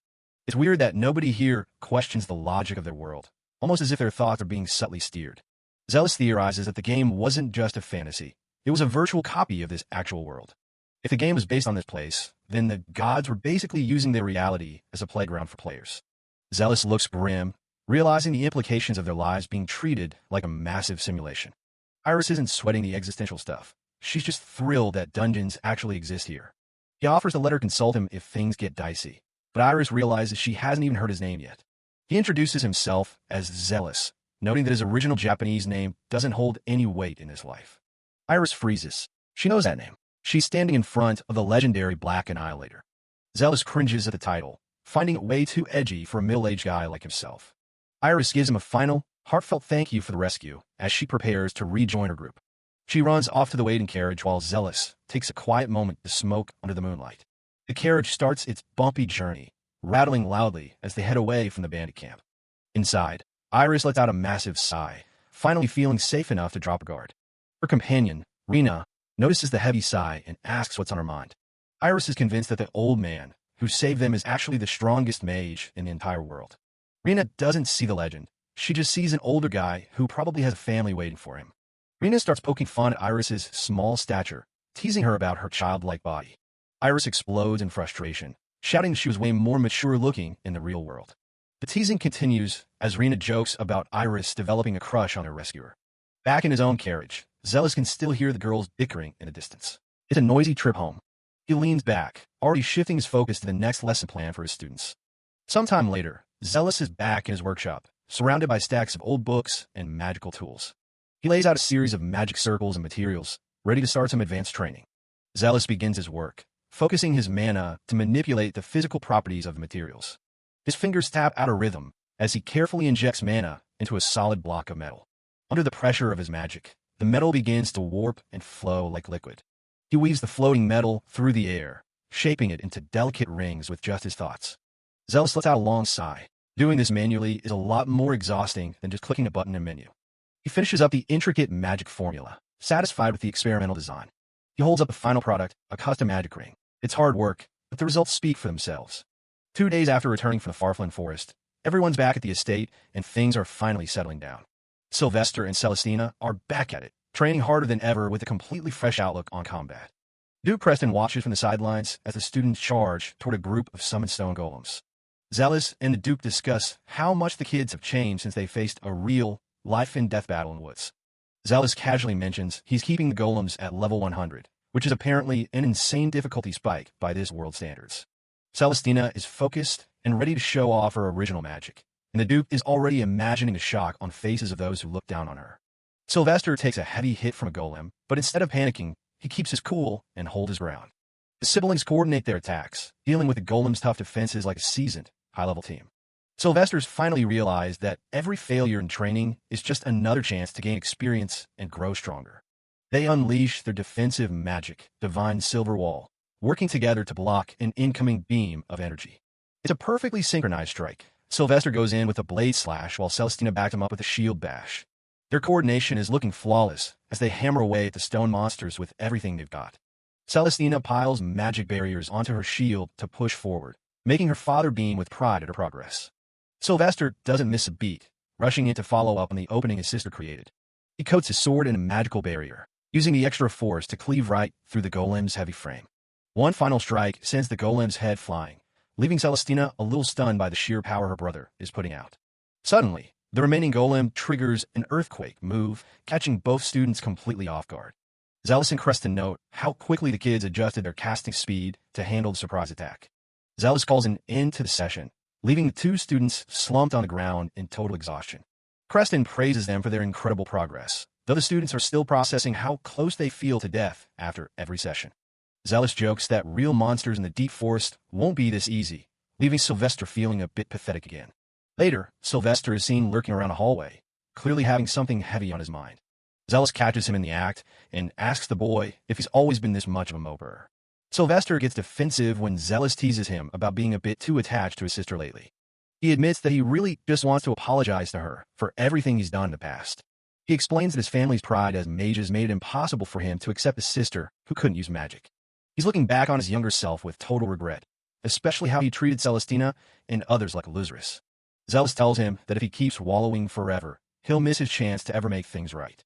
He asks the boy a tough question. Can he really live with himself if he doesn't clear his conscience? Sylvester knows he can't forgive himself, so Zealous tells him the only way forward is to show his sister his sincere feelings. Sylvester takes it to heart, deciding right then and there to apologize using his own words. He finds Celestina taking a quiet moment alone on the balcony overlooking the estate. He approaches her cautiously, feeling the weight of the moment as he tries to take responsibility for his actions. Without warning, he drops into a deep bow, apologizing for everything he's put her through since they were kids. He explains how being the heir to the Duke filled his head with a twisted sense of pride and resentment. Now that he knows her lack of magic wasn't her fault, He realizes how wrong he was to take his frustration out on her. He keeps his head lowered, waiting for her reaction while she stands there in total shock. He shifts the conversation to Zealous' magic, wondering what she thinks about their teacher's incredible power. Celestina recalls Zealous' warning that indulging in too much power can lead to creating something truly heinous. She's made up her mind. She wants to use her magic to create something that actually makes people happy. Sylvester feels the same, vowing to use his own strength to protect the people he was born to lead. He's fully embraced his duty as a nobleman, even if the road ahead is dangerous enough to kill him. Sylvester explains that while magic can enrich lives, he's chosen the path of a protector, dedicated to defending people and their property. Celestina listens in silence, finally understanding the weight her brother has been carrying and the difficult road he's chosen to walk. She realizes she was wrong to think he just hated her. He resented her because he felt she couldn't protect the people they were born to lead. In a soft, trembling voice, Celestina finally tells him the words he never expected to hear. She forgives him. Sylvester is visibly moved, thanking his sister for her forgiveness as the tension between them finally begins to melt away. He tells her that he'll join the military after graduation, but she should take her time and find her own true purpose in the world. Celestina is surprised by his sudden warmth, her eyes wide as she processes this new, supportive version of her brother. Sylvester gives her a genuine, rare smile, reminding her that there's no need to rush her decision. Celestina smiles back, a heavy weight lifting from her shoulders as they finally start to act like real siblings again. The two stand together on the balcony, watching the horizon as their summer vacation and their training come to a close. As they prepare to leave, Duke Creston admits he's feeling a little lonely, watching his children get ready to head back to the academy. Sylvester is still sighing about the return to school, while Celestina wonders why he's so depressed about going back. Sylvester half-jokingly asks his grandfather if he can just drop out and stay to learn from Zealous instead. Zealous steps in with a smirk, telling the boy he shouldn't talk about dropping out so easily after all they've been through. Zealous reaches into his cloak, pulling out some gleaming items, his parting gifts for his two star pupils. He presents them with custom-made magical mediums, a bracelet for Celestina and rings for Sylvester, to replace their traditional wands. Zealous explains that in this world, receiving a tool from your master is the ultimate sign of being a full-fledged mage. Sylvester is confused why there are two rings, and Zealous tells him to pass one on to his younger brother later. To top it off, Zealous gives them some homework. They're tasked with improving the efficiency of the high-level magic they learned. Sylvester and Celestina are practically glowing with excitement, realizing they've just been handed some of the strongest magical tools in existence. Zealous watches them, hoping his excuse for more research will help push them to even greater heights. The two students feel the weight of the responsibility, but they're more than ready to take on the challenge. They're fired up and shouting their commitment, ready to prove themselves once they're back at the academy. Zealous is a bit taken aback by their sudden burst of intense motivation, not quite realizing how much his approval means to them. The two siblings compete to see who will be first to finish the homework as they climb into their carriage. They wave goodbye to the professor, promising to stay well and look forward to sending him their progress reports. As the carriage rattles away, Creston and Zealous watch them go, both looking forward to seeing what the future holds for the pair. With the students gone, Zealous realizes he's basically jobless again, and he wonders what his next move in this new world should be. It's been 3 days since the students, Celestina and Sylvester, headed off to the capital. Zealous watched them go, knowing his time as their tutor was officially over. Suddenly unemployed again, he figures it's time to find some new work. But something on the ground catches his eye. To the locals, this is just a useless weed. But to someone from Japan, this is the foundation of life itself. Zealous can't believe he found rice growing in the wild. An old villager thinks he's crazy for getting excited over a weed, but Zealous is already dreaming of egg on rice. He vows to revive rice culture right here. He stops by the church to see Lazarus and the kids. After some small talk, he gets straight to the point. He needs to find some eggs. Lazarus explains that eggs are a luxury item around here. They're so rare that she's never even tasted one herself. If they're that hard to find, Zealous decides he'll just buy chicken and raise it. Lazarus looks at him like he's lost his mind. She tells him about the wild cocoa, a ferocious bird that's basically a monster. Apparently, they eventually evolve into cockatrices. Since the egg situation is a bust, he asks about places to mine for metal. Lazarus feels bad. She can't be more helpful. She points him toward an abandoned mine north of the city. It's about a half-day trek from here. Lazarus warns him that the place is crawling with dangerous monsters. Zealous isn't worried. Unless a demon king is waiting inside, he's confident he'll be fine. He heads out, leaving the group behind. Lazarus watches him walk away with a strange look in her eyes. Her heart starts pounding, and the kids immediately start teasing her about having a crush. She tries to hide her blushing face, but they aren't buying it. On the outskirts of Center City, Zealous finds a bar known for being a hub of information. The place is packed with rowdy adventurers, and there isn't a single seat left. He's about to leave when someone calls out to him. It's Iris, the pink-haired she met before. She's sitting with two other women and waves him over. Iris is happy to see him, but her friend Rina is more interested in the food she's scarfing down. Both of them recognize him as the guy who helped out the other day. The third member of the group, a serious mercenary named Jean, isn't as welcoming. She stares him down, thinking he looks incredibly shady. Iris tells Jean to relax, explaining that this shady guy saved them from bandits. She drags Zealous over to join them at the table. Zealous mentions he's heading to the abandoned mine for metal. Jean thinks he's an amateur and warns him that it's a death trap full of kobolds and golems. She tells him flat out to give up on the idea. Zealous just listens, keeping his usual tired expression. He assures her he knows what he's getting into. He's not planning to lower his guard for a second. Iris thinks it's the perfect time to team up. They were looking for another member anyway, and she thinks the more the merrier. Rina is all for it, feeling safer with someone strong along. Plus, Jean mentioned wanting a new sword, so the metal hunt works for everyone. Jean is still skeptical, asking why they're even bothering to take an old man. Zealous just shrugged it off, saying it's fine by him if they don't want him. Zealous mentions he's a man too, and he might even turn into a beast if he's around a woman as attractive as her. He says it with a completely straight face. Iris and Rina immediately start poking fun at Jean. They laugh about her being called attractive, while Zealous just watches them act like kids. Jean's brain practically short-circuits. She turns bright red, screaming in shock that he actually called her attractive. Zealous stays calm, while the girls keep teasing their flustered friend. He's not bothered by the chaos at all. Jean is fuming, accusing the old man of hitting on her. Rina just giggles, thinking it's great that someone finally complimented her. Iris tells her to just suck it up for a couple of days. She knows Zealous is more skilled than anyone else here. With the group officially formed, the deal is settled. They're all heading to the mine, much to Jean's vocal annoyance. The next morning, they're out in the forest. Iris asks him what he actually plans to do with all the metal he's going to mine. Zealous tells her he wants to build a silo to store all the rice he plans to grow. Iris has no idea why he's so obsessed with a weed. He gets a faraway look, explaining that rice is his soul food. He's determined to recreate the perfect egg-on-rice dish. Iris reminds him that the chickens around here aren't exactly friendly. She's surprised he's so casual about it after everything he survived. Zealous starts telling horror stories about the monsters he's encountered, like goblin sex monkeys. It's so disturbing that the girls beg him to stop for the sake of their morale. Changing the subject, Iris asks if he's officially jobless now. Zealous admits it's true, and he looks a little hurt by how bluntly she put it. He explains that his tutoring gig was only ever meant for the summer. Now that school is back in session, he's not allowed at the academy. He gazes up at the sky, wondering how his students are holding up without him. He genuinely hopes they're doing well. They finally arrive at Ahan Village, the last stop before the mine. The place is bustling with all kinds of people. Zealous notices how crowded it is. Jean explains that most people come here to level up or hunt for precious metals, but they all need an escort to survive the mine. Back at the village, a group of guys is cornering a young girl named Christine. She's small with reddish-brown hair and a messy cowlick, clutching a sword they're trying to take from her. They think she's just an inexperienced kid who has no business holding a weapon. Christine shouts that the sword is a memento from her father, and she'll never give it to anyone. The guys aren't listening, telling her they'll just use it in her place since she doesn't know what she's doing. One of the jerks just reaches out and snatches the blade right out of her hands. He laughs, thinking they've just scored a high-quality sword for themselves. Watching from the sidelines, Zealous activates his appraisal skill. He sees the truth. It's an inferior mithril sword, heavily cracked and practically useless for a real fight. He knows that bad guys always seem to cluster together. The guy who stole it realizes it's junk and tosses it back at Christine like it's trash. He tells her he has no use for her or the broken sword and tells her to get lost. Zealous steps in, telling the guys they wouldn't be able to use that sword even if they wanted to. He warns them that if they keep trying to fight with it, they'll end up dead.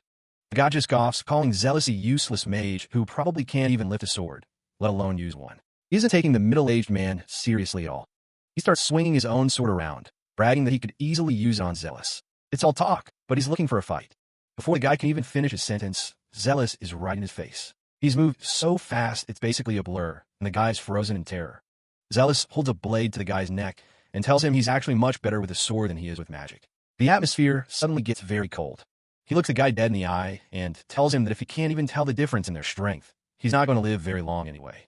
Zealous gives him final choice. Walk away now or stay and die. He's perfectly calm, which makes the threat 100 times scarier.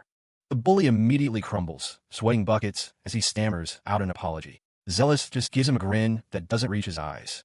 Zealous politely asks him to hand back the girl's sword and get lost. The guy doesn't need to be told twice, scurrying away with his friends. With the jerks gone, Christine is overwhelmed. She thanks Zealous over and over, clutching the memento from her father. She bows deeply, truly thankful that someone stood up for her and saved the only thing she had left of her family. Zealous asks to borrow the sword for a second, promising he'll try to repair it. Christine is confused, but she hands over. He tells her she's probably here to find materials for a new sword, but the old one won't last another trip into the mine. He wants to extend its life just a bit longer so she stays safe. He tells her he's just being a nosy old man and to keep a close eye on what he's about to do. He isn't used to doing things half-heartedly. Zealous places the sword down on a magic circle he's drawn on the ground and tells her to leave the rest to him. He activates his appraisal skill again, this time analyzing the exact metal composition: 45% iron, 23% Damascus, and 32% mithril. He's already building a magic formula in his head. He starts a magic forge, and the sound of screeching metal fills the air as the circle glows bright. Christine can only watch in absolute awe as the sword begins to change. After a moment, it's done. He hands it back, warning her that it's only a temporary fix and the metal is just barely held together. He tells her not to get overconfident. Christine is amazed, but she understands. She tells him she won't keep using it forever and will definitely work hard to get a sword of her own. She bows one last time, thanking him from the bottom of her heart before heading off on her own way. As she walks away, Zealous waves goodbye, looking like a kind old man. But behind him, Iris and Rena are giving him a total trash look. Iris and Rena joke that he's a quick worker when it comes to women, even if they're just kids. Zealous starts panicking, trying to explain he was just being helpful, but they aren't letting him off the hook. Zealous is sweating buckets, insisting he was just meddling to help the kid. Iris and Rena just keep staring him down with skeptical looks. Over where the bullies were, one of them suddenly realizes that the kid they were picking on was actually a girl. He looks completely horrified by the realization. They realize they just committed the ultimate adventurous sin. Meanwhile, Zealous claps his hands to change the subject and get everyone moving toward the mines. He really wants to avoid any more drama. The group heads off, each with their own goals, as they approach the dark entrance of the abandoned mine. Zealous leads the way, still feeling the heat from the girl's stares. Deep inside the tunnels, we see Christine again, sweating as she swings a pickaxe. She admits to herself that mining is way tougher than it looked from the outside. Her companions, who look like they've recovered from their earlier encounter, tell her digging is hard work for men and she shouldn't push herself too much. They remind her she's the leader of the Elwell family and it's only natural for them to protect her. Christine just gives a quiet thanks, looking a bit overwhelmed by the responsibility. Christine can't stop thinking about the amazing mage who helped her. Her companions, on the other hand, are still bitter and vow to slay the ruffian the next time they find him. They think what he did was a lifetime mistake. One of them admitted that the guy had tremendous skill, maybe even more than her father. Christine just listens silently, her thoughts drifting back to the magical forge he created. She looks at her pickaxe, hoping to find enough or to make a sword that can live up to the mage's expectations. They decide to wrap things up for the day and head home. Suddenly, a loud crash echoes through the tunnel. Christine is caught completely off guard, and the ground starts shaking violently. Something is coming. A monster shrieks from the darkness, lunging out of the shadows. Christine is terrified, frozen in place as the beast attacks. Her companions can only shout in panic. Elsewhere in the mine, Zealous's group is making progress toward the mining area. He stops suddenly, sensing something with his detection magic. Something is definitely wrong. He tells the group there are 4 creatures ahead, and he'll take care of them quickly. He readies a spell called Zone Balize, his hand glowing with magical energy. A massive blast of energy slams into the monsters, sending them flying with a pained screech.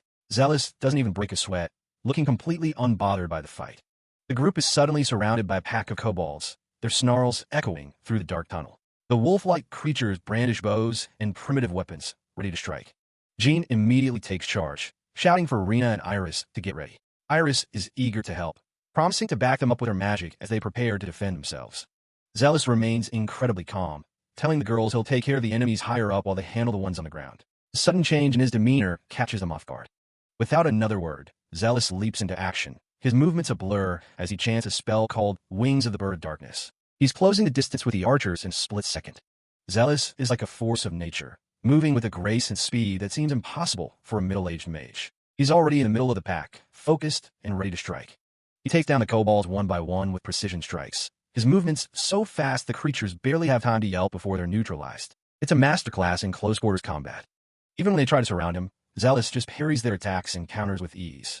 He's completely in control of the battlefield, not letting a single monster get past him. The kobolds keep coming, but it doesn't matter. Zealous is a whirlwind of steel and magic, moving through the tunnel like a shadow and leaving a trail of defeated monsters in his wake. Zealous gives a cold, determined look as he prepares a high-level spell. A crackling sound fills the air as black energy begins to gather around his hand. Black thunder, he mutters. A massive bolt of dark lightning erupts from his hand, tearing through the cave and vaporizing the remaining kobolds in an instant.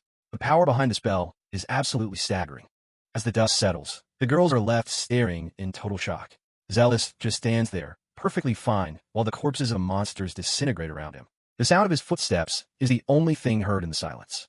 Iris can't believe her eyes, wondering how a mage can fight so well in close combat. Jean is equally impressed, noting that he's more like a flashy assassin than a traditional mage, going all out instead of hiding.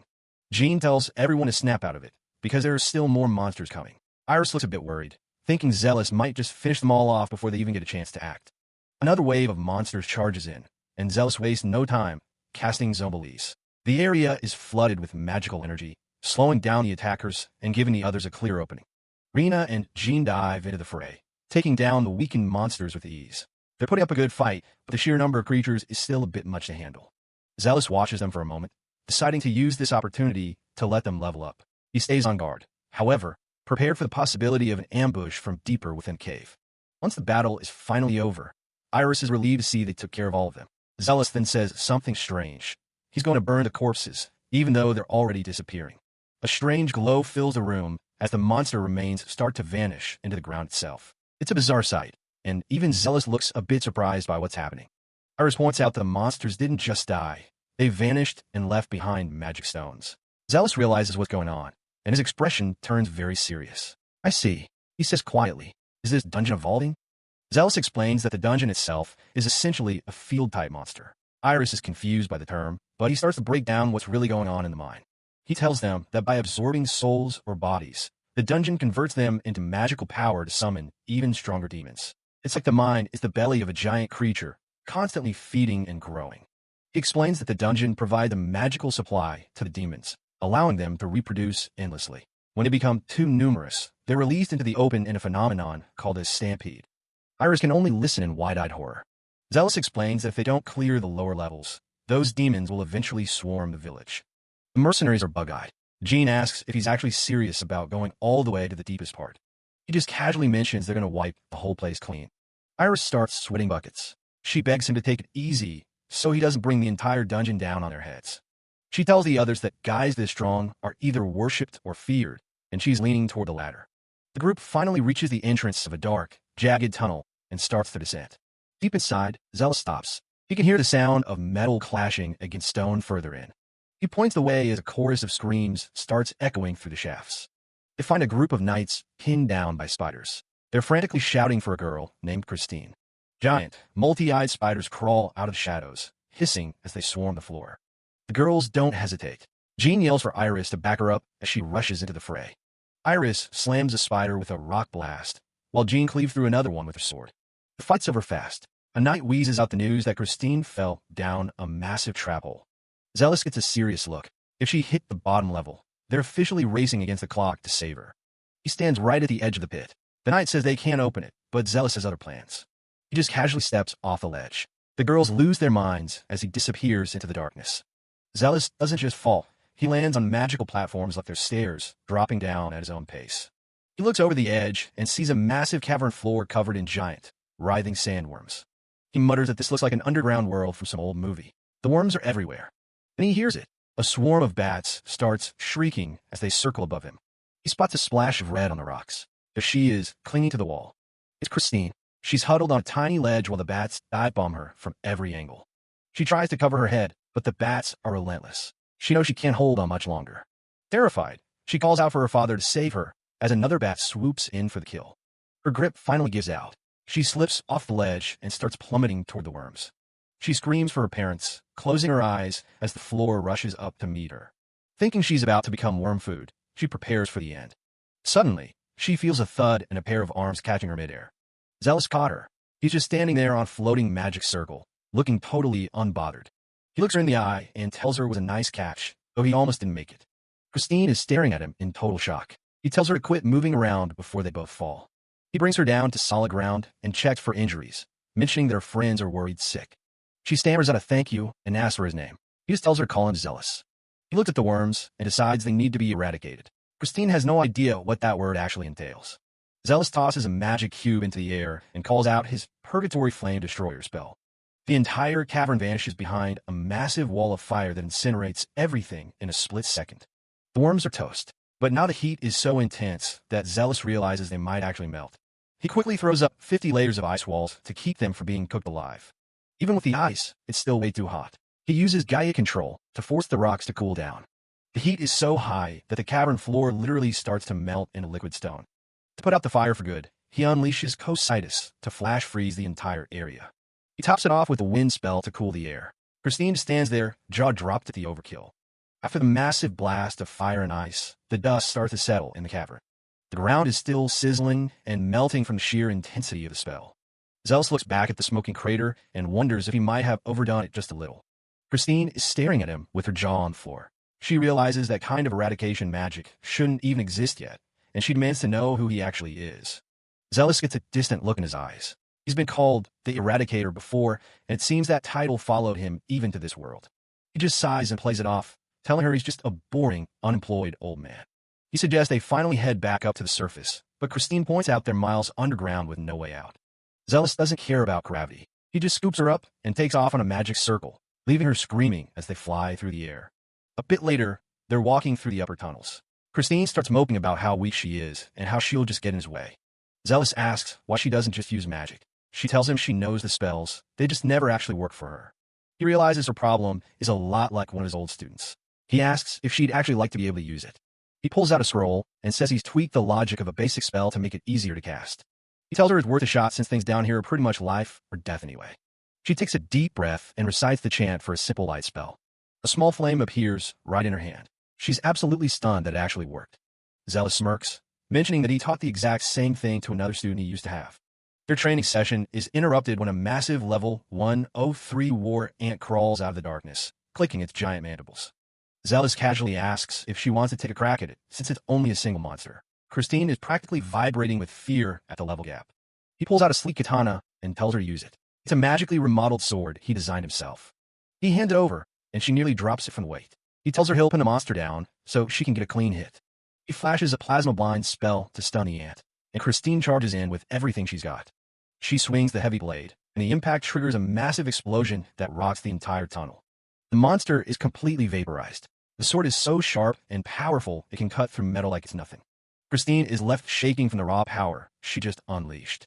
Zealous makes a mental note to be a bit more careful with his weapon designs. The sudden jump from level 20 to level 81 is too much for her body to handle, and she passes out right there. Zealous catches her and carries her on his back, joking to himself that it probably looks like he's kidnapping her. Meanwhile, at the upper levels, the rest of the party is having a rough time against a never-ending swarm of ants. The Night Leader, a man with short black hair and silver armor, shouts for everyone to stay focused as they're being pushed back.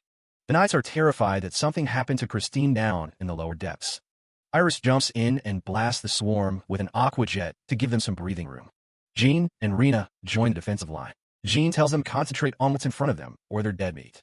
They start working together as a team, thanking the mercenaries for stepping in to help. But for every ant they kill, 3 more seem to take its place. The swarm is completely overwhelming. The group realizes the dungeon's power is amping up, and there's no end in sight. Suddenly, Iris hears a strange rumbling coming from the pit below. A massive shockwave of wind explodes upward, sending the entire ant swarm flying like ragdolls. Everyone stands there in shock as the enemies are cleared out in a single second. Zealous strolls out of the shadows with Christine on his back, greeting everyone as if he just went for a casual walk. Iris and the Knights can barely process that he's actually back with the missing girl. Sometime later, things have settled down and the group is back in the safety of a town inn. Christine finally snaps awake in a warm bed. Her first thought is to ask where Zealous went. She practically leaps out of bed and runs down the stairs, where she's met by a very relieved Night Leader. Christine snaps to attention, her first thought being to find the man who saved her. By the way, Mr. Zealous, where is he? She asks, realizing she hasn't thanked him properly. The Night Leader and the other girls look at each other. They mention that they haven't seen the mage around the inn either and suggest asking the mercenary group.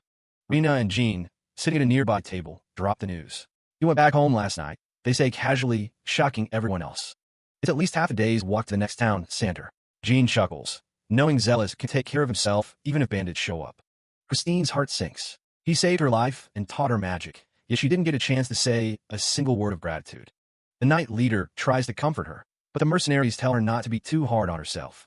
They mention that since he's a wanderer, they're bound to run into him again sooner or later. Christine looks off in the distance, wondering if their paths will really cross once more. She clenches her fists in a silent vow. I will definitely repay you for this favor. Meanwhile, the scene shifts to the bustling streets of Sandra City.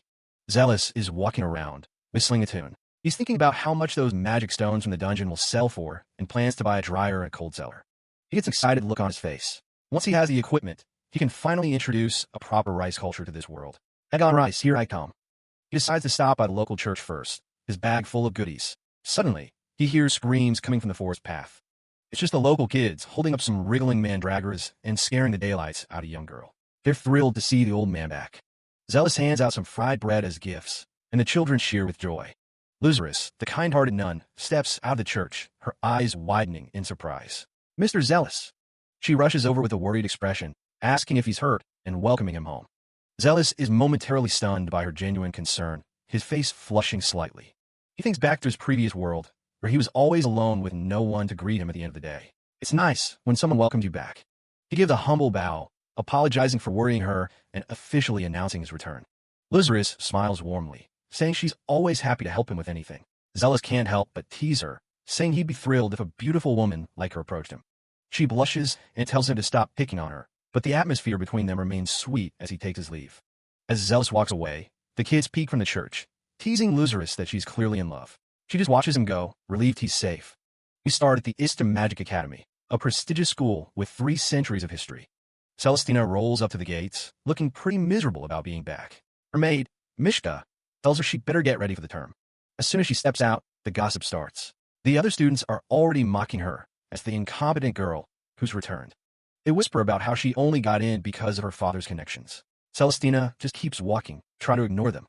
Mishka tells her not to let it get to her. Celestina vows to graduate as a proper mage to honor the professor who trained her. Class is in session for Magic Boot Camp. The instructor sets up a target and tells everyone they'll be shooting fireballs today. Celestina watches the others cast, wishing she were back fighting golems instead of doing this boring stuff. Then, Karasti D. St. Germain pops up, surprised that Celestina is still at the academy. She bluntly asks if Celestina can even use magic now, since everyone says she's useless. Celestina mentions she spent her summer training with an acquaintance of her grandfather. She has a quick flashback of the hell Zealous put her through, like fighting mud golems for 3 hours straight. Karasti is shocked. She's never heard of a mage who could keep control of a golem for that long. She wants to meet him, but Celestina lies and says he's just a traveler who isn't interested in power. She knows if anyone finds out her teacher is actually a great sage, the whole country will be trying to scout him. The instructor calls her name next. Karasti cheers her on while the rest of the class waits for a show. The guys in the back are already laughing, just waiting for her to fail like she always does. Celestina prepares a small sphere of flame, without even using a chant. The instructor is completely confused, and she just shouts fire and launches at the dummy. A massive explosion hits the target dead on. The dummy is gone. Everyone else is just standing there with their mouths open. The class is stunned that a basic fireball could have that much power. Celestina looks at her hand, realizing just how much she improved during her training. She smiles, knowing she's still got a long way to go if she ever wants to catch up to the professor. Meanwhile, over at the separate campus, a strategy meeting is going on. The students are moving pieces on a board, acting like soldiers are just pawns in their little game. Sylvester sits there listening, thinking about how these guys have zero real combat experience. One of the students asks for his opinion on their strategy. Sylvester tells them war isn't just for mages, and if they can't work with the knights, the whole talk is a waste of time. He points at the board, noting that the enemy in their head is moving way too slowly. He questions why they always assume both sides will have the same strength. The others start arguing, saying that things like weather and politics are what really matter. Sylvester shuts them down, saying they're just debating a victory they've already decided on. He poses a real-world scenario. A neighbor country hit by famine launches a massive, desperate invasion. He knocks over all their pieces, asking what they do if an army 10 times their size caught them by surprise. Samtroll Iva Whistler slams the table, yelling that something like that is theoretically impossible. Sylvester just asks why. From an enemy's point of view, plundering during famine is the most logical move. He suggests holding Fort Laos and drawing them in to destroy them one by one as they scatter. Samtroll calls it nonsense, wondering why high-tier mages like them would ever go to the front lines. Sylvester is appalled. He thought they were training to fight for the people, not hide behind them. Samtroll mocks him, saying he's just talking big for someone who hasn't been to war. Sylvester fires back. He hasn't been to war, but he has actual combat experience from 4-day survival trip in the Farfland forests. He remembers those days clearly. He knows that in a real fight, survival skills matter way more than any textbook knowledge. Sylvester recalls the wisdom of his master. A mage who can't handle a melee fight is just a dead man walking. Samtroll Iva Whistler slams the table, furious that Sylvester is talking down to their faction and their perfect wide-range annihilation magic. Sylvester points out that their trump card spell is useless if it consumes so much mana that nobody can actually cast it. He tells Sam Troll to stop trying to do things he's not capable of, which just makes the arrogant noble lose his mind even more. Sylvester stays calm, telling him that he's speaking not just for a faction, but as a mage with the weight of the country on his shoulders. He drops a final warning that the academy doesn't belong to them alone, and they need to start being aware of that. Sam Troll is left trembling with rage, unable to believe he just got schooled by someone he thought he had under control. Sylvester decides he's had enough of the nonsense and heads back to the dorm. Sam Troll's lackeys are baffled, wondering if their brainwashing spell is losing its effect on him. They realize that whoever Sylvester is calling his master must have had a massive influence on his personality. They're frustrated that their plan to turn him into a mindless puppet was going so well until now. Later, in the academy storage room, Sylvester finds his brother Croesus buried in research about magic runes. Croesus is trying to figure out why runes that shouldn't work together suddenly make sense when connected in a specific way. He's surprised to see his brother in the library, noting that Sylvester usually avoids books like the plague. He jokes that Sylvester must have had a personality change, while a little doodle of Sylvester swinging a sword reminds us of his old self. Sylvester just tells him that he's actually here for some homework his master gave him. He explains that their master ordered him to study the magic of the hidden treasures, and that Celestina is already the brightest student in the academy. Croesus is stunned. He can't believe their little sister is suddenly a magic genius, and he wants to know who taught them. Sylvester whispers that they were mentored by a mysterious mage during summer vacation. He tells the story of how their grandfather and Celestina were attacked by bandits, and it was this master who saved them. He warns Croesus that this man is a great sage, and if word got out, the nobles and even the king would be hunting him down. Since the master wants a quiet life, they have to keep his identity a total secret. He tells Croesus to be careful, as he's heading down the same path as their master and might create something truly dangerous. The wide-range annihilation magic Sam Troll was bragging about, Master can already use that with zero effort. Croesus finds it hard to believe someone like that actually exists in their world. Sylvester tosses him a small gift, saying it's from the master himself. He explains that it's a magical medium, a substitute for a wand, and the master wants Croesus to test it out. Croesus is mesmerized by the ring, noting that it's made of pure mithril with incredible craftsmanship. Sylvester jokes that he's actually glad to be doing this homework, because it means he doesn't have to go back to those stupid faction meetings. He laughs, saying he's forever grateful to his master for changing his life. Croesus is touched, seeing his brother able to laugh so genuinely for the first time in a while. He realizes that this master has changed not just Celestina, but Sylvester as well. He's officially very interested in meeting this great sage. But the exact same time as they're thinking about him, Zealous is having a total Showtime moment while dancing with some dwarves. For various reasons, he's apparently spent his time building bridges and dancing with the local dwarf population. But his dreams quickly shift back to the trauma of his past life in Japan, where his company abandoned him. He remembers the day he found out his colleagues had stolen data from his computer without his permission. And his sister showed up, not to help, but to demand he lend her 500,000 yen just because he was well paid. But he told her he didn't have that kind of money. She turned on him, calling him a heartless bastard. He finally snapped, yelling at her to get out of his house and never show her face again. Zealous wakes up in a cold sweat, realizing it was all just a nightmare from a past he's left behind. Zealous wakes up with a heavy sigh, still shaken by the vivid nightmare of his past life's betrayals.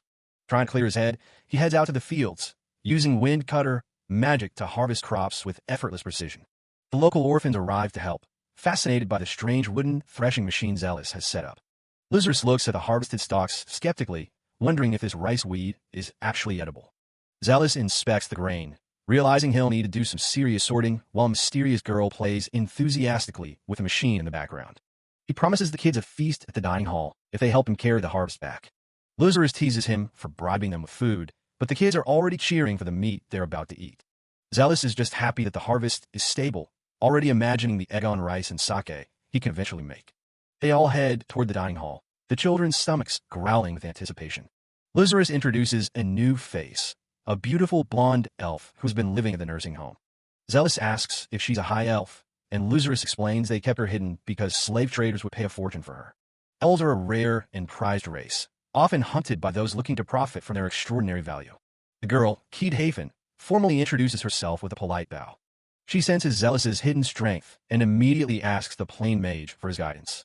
Zealous is confused, wondering if she wants to learn magic, but Keed declares she wants to master the sword. She explains that her homeland in the Far East was so violent that survival was impossible without a blade in hand. Keed even challenges him to a sparring match, making Zealous sigh as his student count continues to grow. The group finally sits down, ordering a variety of hearty lunch sets. Everyone digs in, the sounds of chewing and happy eating filling the room. Lazarus tells the messy children to learn from Keed, who is expertly using chopsticks to eat. Suddenly, Iris and Jean appear, looking absolutely haggard and covered in dirt. Jean slumped over, admitting they failed their mission against a foe she calls strong. She shows her broken sword, devastated that her new weapon was shattered so easily. The mighty foe turns out to be the wild Coco, essentially a giant, hyper-aggressive chicken that broke their formation. Jean is in a deep depression because she spent all her savings on that mithril blade. Zealous offers to take a look and see if he can fix the rework, making Jean feel both guilty and hopeful. Zealous thinks it's incredibly suspicious for a mithril sword to break from a mere hen's kick. He decides to activate his appraisal skill to see what the blade is really made of. The truth is brutal. The appraisal reveals it's a scrap metal greatsword with 0 mithril content. Jean has been scammed. Zealous breaks the bad news. The sword is a complete fake. Jean is fuming because she provided the mithril for it herself. An adventurer nearby overhears and starts panicking. Turns out that same blacksmith made gear for him too. Zealous takes a look at the guy's weapon. Yep, more garbage. This guy's running a total scam shop. The crowd is officially reaching its breaking point. They're ready to head down there and tear the place apart. Jean and a mob bolt for the blacksmith's workshop. Zealous watches them go, knowing this is about to get messy. He tells Keed he'll follow them to make sure things don't get completely out of hand. He sells his tab at the restaurant first. No point in leaving a meal unpaid, even during a riot. He tracks the group down to a narrow back alley where Iris is already waiting. They reach the back of the shop. Jean is more worried about her stolen mithril than the money she lost. A crowd has already gathered at the front, screaming at the blacksmith through the door. The blacksmith tries to play it cool, demanding proof he's a fraud. One guy suggests they just melt the sword down right there. If there's no mithril in it, the guy is toast. The smith tells them to do whatever they want, but he won't let them step foot in his workshop. While the mob is busy at the front, a couple of thugs try to sneak crates out the back door. Iris catches them red-handed. Jean charges in, demanding her materials back. She's not letting them escape with the evidence. The thugs realize they've been spotted and decide to get aggressive. One of them takes a hit to the head out of nowhere. He didn't even see what happened. Zealous just gives a thumbs up. He literally just flicked a small rock with enough force to drop the guy. The thugs are baffled. Since when do mages have high-level martial arts skills? Zealous doesn't care if it makes sense to them. He's just having a little fun. The blacksmith himself storms out, yelling at his guys for being too slow with the crates. He tries to act tough, claiming those crates are for the local lord and messing with them will end badly. Zealous calls his bluff. Turns out, he used to be the tutor for that lord's kids. The smith starts sweating. Threatening people in the name of a noble is a fast way to get executed. One of the crates drops and rolls open, spilling out a bunch of unrefined magic stones. Zealous lays it out. The guy was just hoarding raw materials to sell on the black market instead of making actual products. The smith realizes he's cornered and lunges at Zealous with a knife. Zealous doesn't even flinch. He catches the guy's arm and prepares to end this. A quick slam to the ground, and the scammer is gasping for air. One final punch to the gut, and it's lights out for the blacksmith. His goons don't stick around to help him up. Zealous takes a puff of his smoke while the girls watch him work. Jean's a bit annoyed he stole the show. Zealous just pivots to his next goal, hunting some mutant chickens for their eggs. Jean's happy to have her mithril back, but Zealous is clearly only thinking about his future breakfast. Back at his workshop, he starts tinkering with a weird machine involving magic stones. A few days later, the whole group shows up at his place, including the elf Keed. They're all pretty impressed with the nice house he's managed to build for himself. He shows off his new invention. It's not a weapon, it's just a machine to hull rice. He tells Jean to hand over a broken blade, so he can finally make her a real one. He draws some alchemy circles on the ground. Alchemy is way faster than standard blacksmithing. He asks what she's looking for. Just a simple fire element sword, nothing too flashy. Zealous gets serious. It's time to see what a great sage can do with some scrap metal. The alchemy circle flares up as the metal begins to reshape itself under his command. Jean and Lazarus find out they have a lot in common. They actually grew up in the same orphanage before going their separate ways. Jean is amazed that magic can handle something as physically demanding as blacksmithing. She thanks Lazarus for all the time she healed her up when they were kids. Anytime Jean got into trouble, Lazarus was there. Zealous finishes the alchemy process. The new sword is finally ready for action. Jean thinks the blade looks way better than it used to, though it's still pretty warm to the touch. She prepares to give her brand new weapon a test run. It feels perfect in her hand. She's not worried about facing off against those mutant chickens anymore. Zealous asks if she's looking for revenge. He admits he actually kind of wants one of those birds as a pet. The girls can't believe what they're hearing. To them, those things are dangerous beasts, not pets. Zealous is just dreaming about the perfect egg on rice dish, but he realizes he's missing the most important part, soy sauce. He chimes in, saying she actually has some of that soy sauce from her hometown. She's willing to share some, but only on one condition. she gets to join the subjugation team.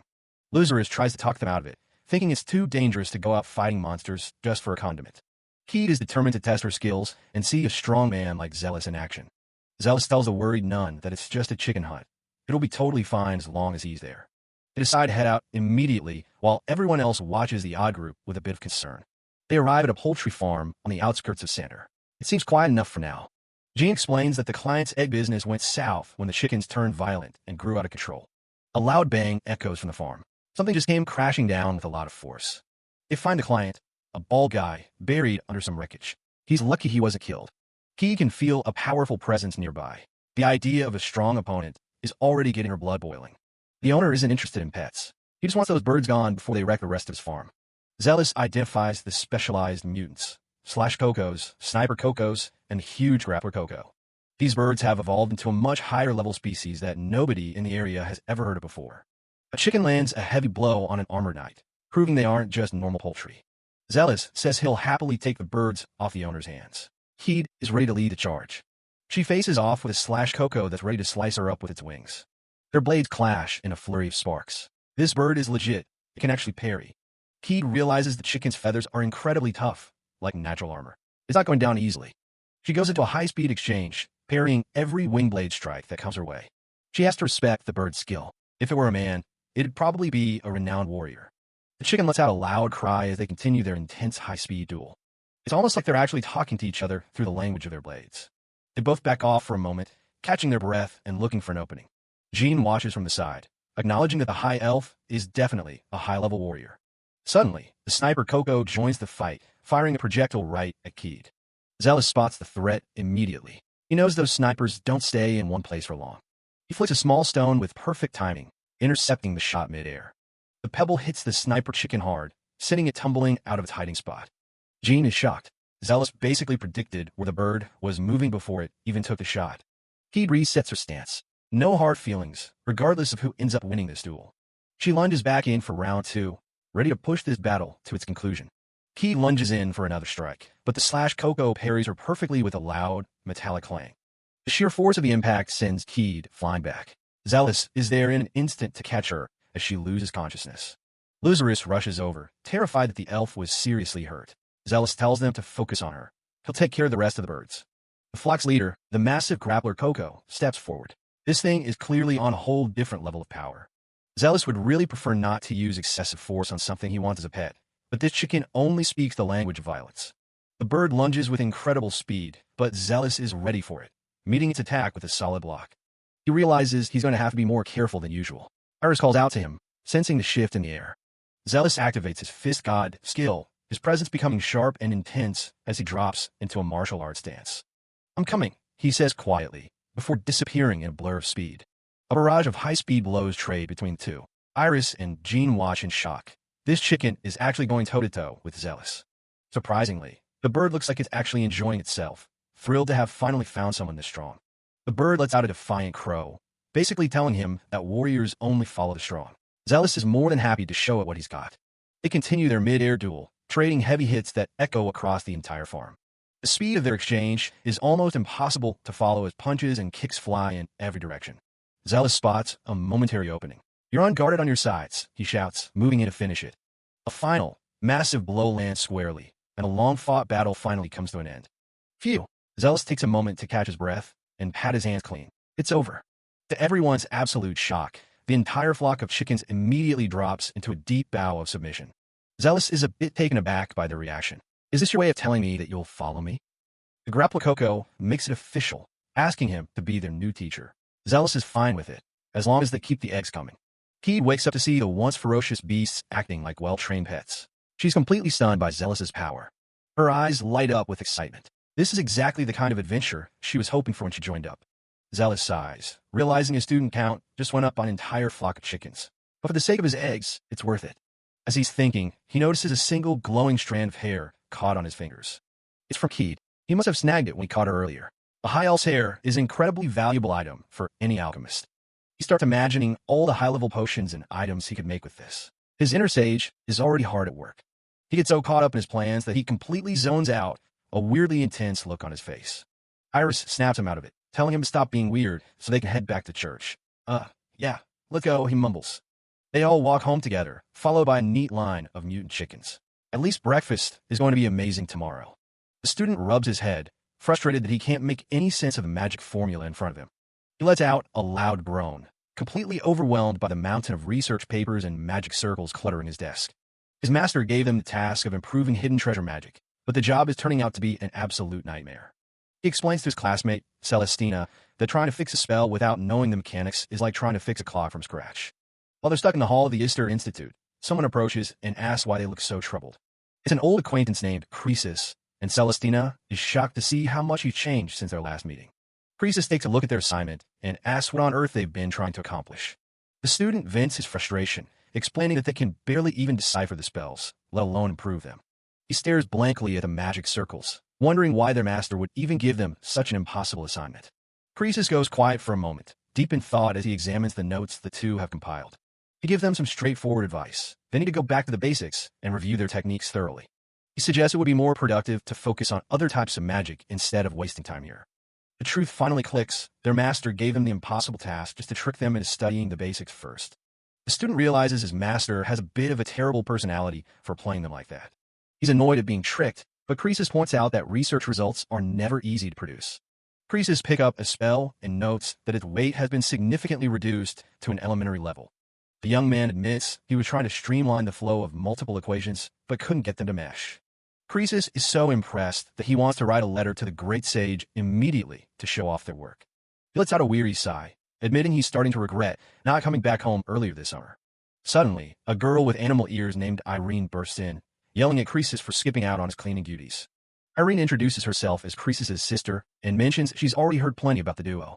Despite his protests, Irene starts dragging her brother away to make sure he finishes his chores. The student watches them go, amazed at how much even someone as refined as Croesus can change around a woman. Regardless of the interruption, Celestina is glad they found a solution and suggests they go back to the drawing board. She gives him an encouraging smile, reminding him that small, consistent efforts will eventually lead them to the top. She gets fired up and pulls out her mace, ready to start training with everything she's got.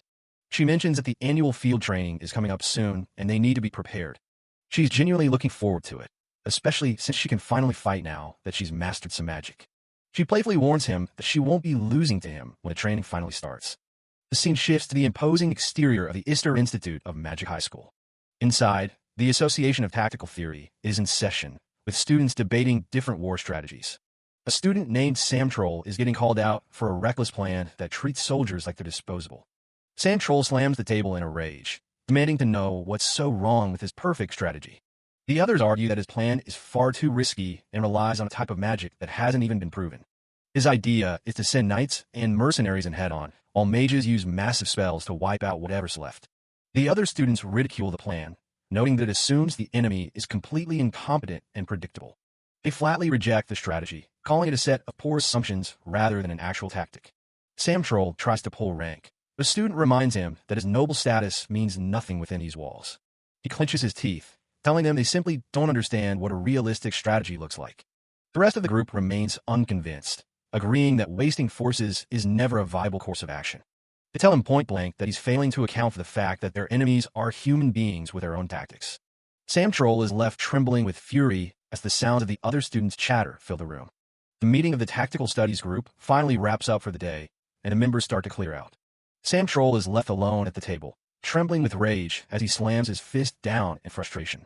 He fumes about his ruined winning streak and curses Sylvester for saying things the others didn't need to hear. He's especially annoyed that he can't control the others anymore now that his brainwashing magic isn't working. He starts planning his revenge, realizing that the upcoming annual field training is the perfect opportunity. His plan is simple and ruthless. He'll attack Sylvester during the training and make it look like an accident. Sam Troll's companion agrees that an accidental death is the best way to handle the situation. Gritting his teeth, Sam Troll is determined to get Sylvester while he still has the chance. He lets out a manic laugh, mocking Sylvester for having no idea what kind of plans are being made behind his back. Meanwhile, at a quiet house in the country, a man named Zealous finds a letter waiting for him in his mailbox. He opens it up and sees that it's from his students, Sylvester and Celestina.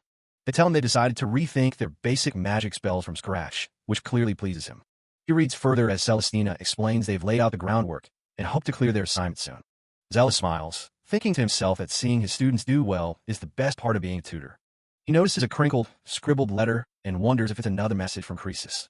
Shifting his focus to his cooking, Zealous admires the perfect egg-on-rice dish he's finally managed to create.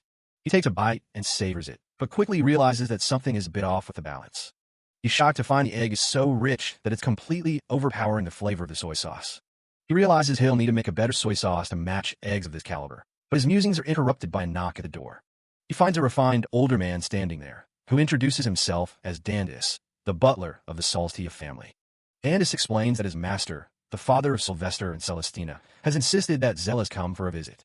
The butler adds that the madam of the house wants him to come in formal attire, if at all possible. Zealous checks himself in a mirror and realizes it's been 7 long years since he's taken any care of his appearance. He starts grooming himself, trimming his stubble, and patting down his hair to look presentable. He pulls out a set of old clothes, admitting it's embarrassing to be called the Black Annihilator, but it's the best he has. He dons a suit of dark, heavy armor and zips it up, looking like a completely different person. Zealous stands ready in his full gear, looking every bit the warrior he once was. Dandis is stunned by the transformation, asking if he's actually planning on going to war in such dangerous armor. Zealous gives him a sheepish look, but then asks if they can stop by the orphanage on their way. Zealous stops at the church door and knocks, asking if Lazarus is inside. Lazarus opens the door and is immediately taken aback by his sudden appearance. She stares in disbelief, asking Zealous what on earth is with the new outfit. Lazarus is so shocked she nearly drops everything, her mouth hanging open in surprise. Zealous asks if he looks weird, but she assures him he actually looks quite a bit like a reverend. He hands over some leftover eggs for the children, telling her they're too valuable to waste. Suddenly, a woman named Jean walks out wearing only her underwear, complaining about drinking too much the night before. Jean is horrified when she realizes Zealous is standing right there, and she turns beet red from embarrassment. She screams and shields herself, while Lazarus panics and tells Zealous not to look at her worrisome outfit. A young girl named Iris runs in to see what the fuss is about, calling Zealous the Black Annihilator. Zealous tells Iris to stop calling him by that name, as he explains he's just on an errand. Before leaving, Zealous promises Iris that he'll teach her how to temper metals the next time he visits. Lazarus tells Zealous to take care as he and the butler finally set off on their journey. Back at the orphanage, the girls gossip about Zealous, with Lazarus being teased about whether she likes that old man. Jean is flustered and embarrassed, frantically explaining that she didn't mean to be seen in such a state earlier. Blushing deeply, Jean insists she has no interest in men, especially not an old man like their former tutor. The scene transitions to the grand and imposing Saltia mansion, where Zealous has just arrived. Dandis escorts Zealous into the private study, announcing his arrival to the lord of the house. Delsasis, the lord of Saltia, sits at his desk, looking tired from the weight of his responsibilities. He thanks Zealous for coming and mentions that he has a personal favor to ask regarding his son and daughter. Delsasis explains that Sylvester will soon be doing field training in the forest and wants Zealous to be his secret escort. He describes a complex political situation involving a factional war and a schism within the students' ranks. Delsasis identifies Sam Troll, the Marquis of Whistler's son, as a dangerous individual who is targeting Sylvester. He reveals that the Whistler family is in financial trouble, making them desperate enough to take drastic measures. He further explains that Sam Troll is connected to a dark organization and is actively planning to kill Sylvester. Zealous listens intently, realizing the severity of the threat facing his former student. He accepts the job without hesitation, stating that he could never ignore a threat to one of his own students. They discuss the Hydra organization, which Delsasis describes as a dangerous and coordinated group of criminals. Delsasis mentions he has experience dealing with such groups, though this one has proven to be particularly elusive. He warns that Sylvester has attracted some very troublesome people who will do anything for the right price. Delsasis suggests that Zealous should infiltrate the training session as one of the accompanying mercenaries. He asks Zealous to arrive a few days early to prepare and offers to pay for his journey to the academy. Zealous agrees to the plan, deciding to seek out any other free mercenaries who might be useful for the mission. He reflects on the gravity of the mission, still finding it hard to believe his student's life is in such danger. Zealous asks how Delsasis obtained such secretive information about the Dark Organization. Delsasis cryptically explains it was through underworld channels, leaving Zealous to wonder about the Lord's own past. Zealous prepares to depart for the academy, promising to keep the Lord updated on the situation. Delsasis looks at him with deep sincerity, formally entrusting Sylvester's safety into Zealous's hands. Zealous looks back with a determined and unwavering gaze, ready to take on the responsibility. He gives a confident nod and tells Delsasis to leave the matter entirely to him. After Zealous leaves, the Lord lets out a weary sigh and finally closes the doors to his office. Back at the academy, Sylvester sits at his desk, deep in thought as he examines a magic grid. The device hums with a vibrant glow as Sylvester meticulously works on his latest project. Late into the night, the magic fizzes and crackles as the student pushes himself to master his craft. He's got the magic seal ready to go. Now it's just a matter of compressing the whole thing. It's wild to him how the magic technology in this world matches the stuff from his old game almost perfectly. He remembers how detailed that VR world was, right down to the individual people living in it. It makes him wonder who actually went through the trouble of creating it, and why he was the one stuck playing it. To pull off something that massive, it would have to be the work of God. And again, maybe even a god didn't expect evil gods to exist in the first place. He wraps up his work by finishing a new amulet with a magic seal stone. Elsewhere, a girl with red twin tails is having a complete meltdown over being broke and having 0 job offers. Turns out she's a pretty terrible mercenary, and she even lost a fight to some giant chickens called Cocos. She decides to head back and ask the old man to teach her alchemy so she can actually make some money. She arrives back at the house just in time to see a whole lot of chaos happening in the yard. She knocks on the door, and someone finally lets her inside. She walks in and finds him showing off a shiny, custom-built motorcycle. She can't believe her eyes. A bike in a world like this? He explains that since it runs on magic, he doesn't ever have to worry about finding gasoline. He mentions he has a favor to ask of her, too, while she's still in shock. She asks if he'll be okay by himself, but he's already got a plan.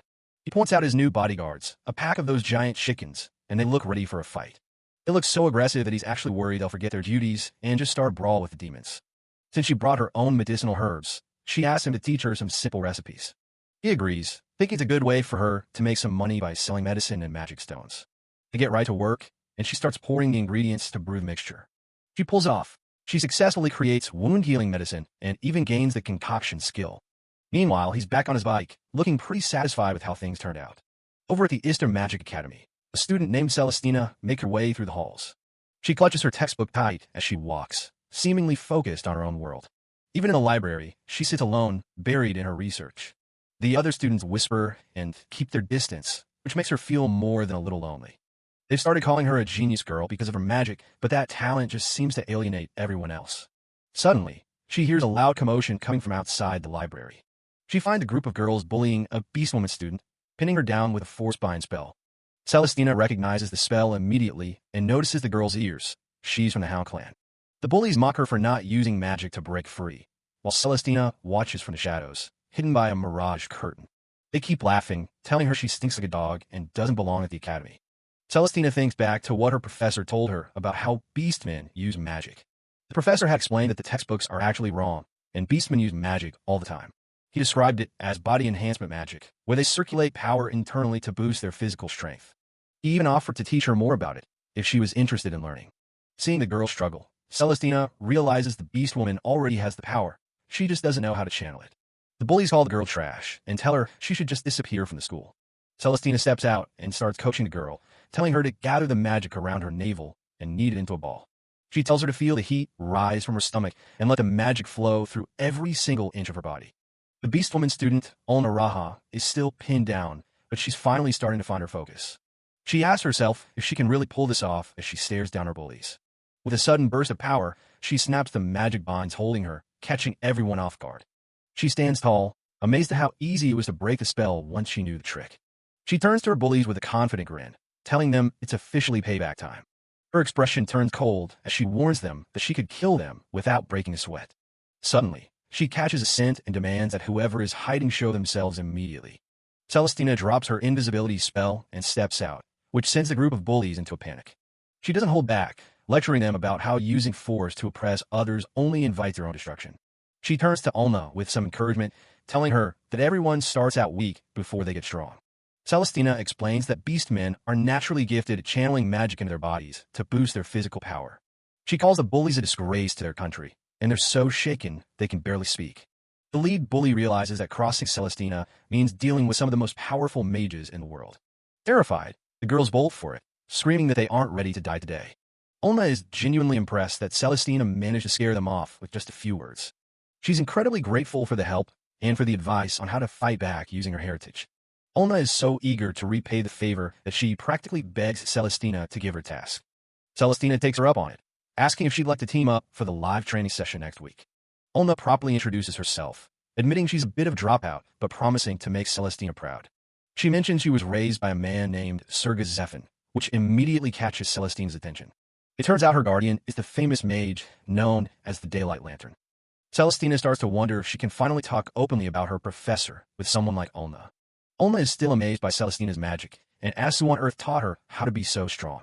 Celestina explains that it's all thanks to a professor she met during her summer vacation. She starts gushing about how amazing he is, saying she couldn't even use magic until he taught her. To her, he's the ultimate genius, and she dreams of becoming someone just like him someday. Ulna leans in and asks the big question: does she actually like the professor?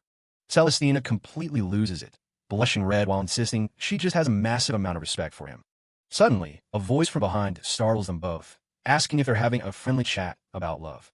It's a maid from the academy, and she isn't passing up the chance to tease the loner young lady. She hands over a letter, telling Celestina that the Grand Master has a special message for her. The two girls huddle together to read the contents, looking pretty surprised by what's written.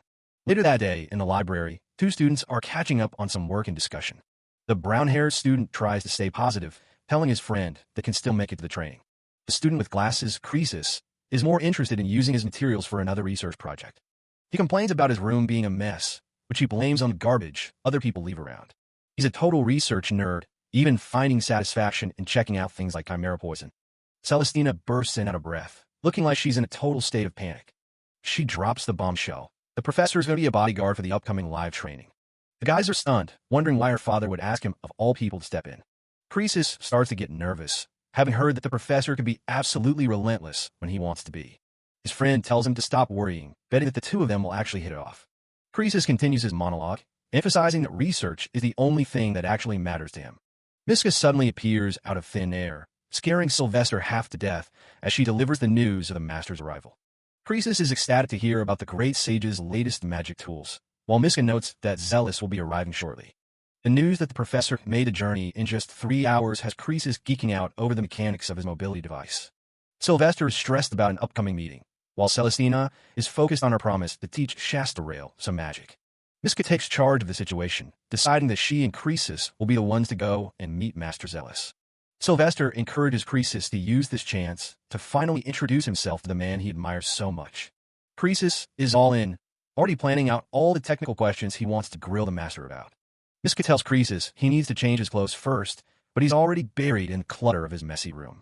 Sylvester watches the chaos from the hallway, wondering how his friend even manages to navigate such a disaster area safely. A bit later, the intense tactical discussion session at the academy finally comes to its conclusion. Sylvester walks out feeling confident, convinced that his strategies were much better than anyone else's ideas. A younger student praises him, claiming that Sylvester is the only one who should be in command if a war breaks out. The moment is ruined when they run into Sam Troll, who is looking as arrogant and unpleasant as ever. Sam Troll immediately starts mocking Sylvester, calling him out for having such a blunt attitude and a massive ego. Sylvester doesn't even blink, meeting the insult with a cold, piercing stare that shows he isn't intimidated. He quickly turns the tables, revealing that he knows all about Sam Troll's secret dealings with some very shady people. He pushes the advantage, asking if Sam Troll is planning an assassination after being spotted at a bar with criminals. Sam Troll completely loses his cool and starts panicking, but Sylvester just smiles and mentions they have a trump card. Dismissing the flustered noble, Sylvester tells him that he's already given him more than enough information for one day.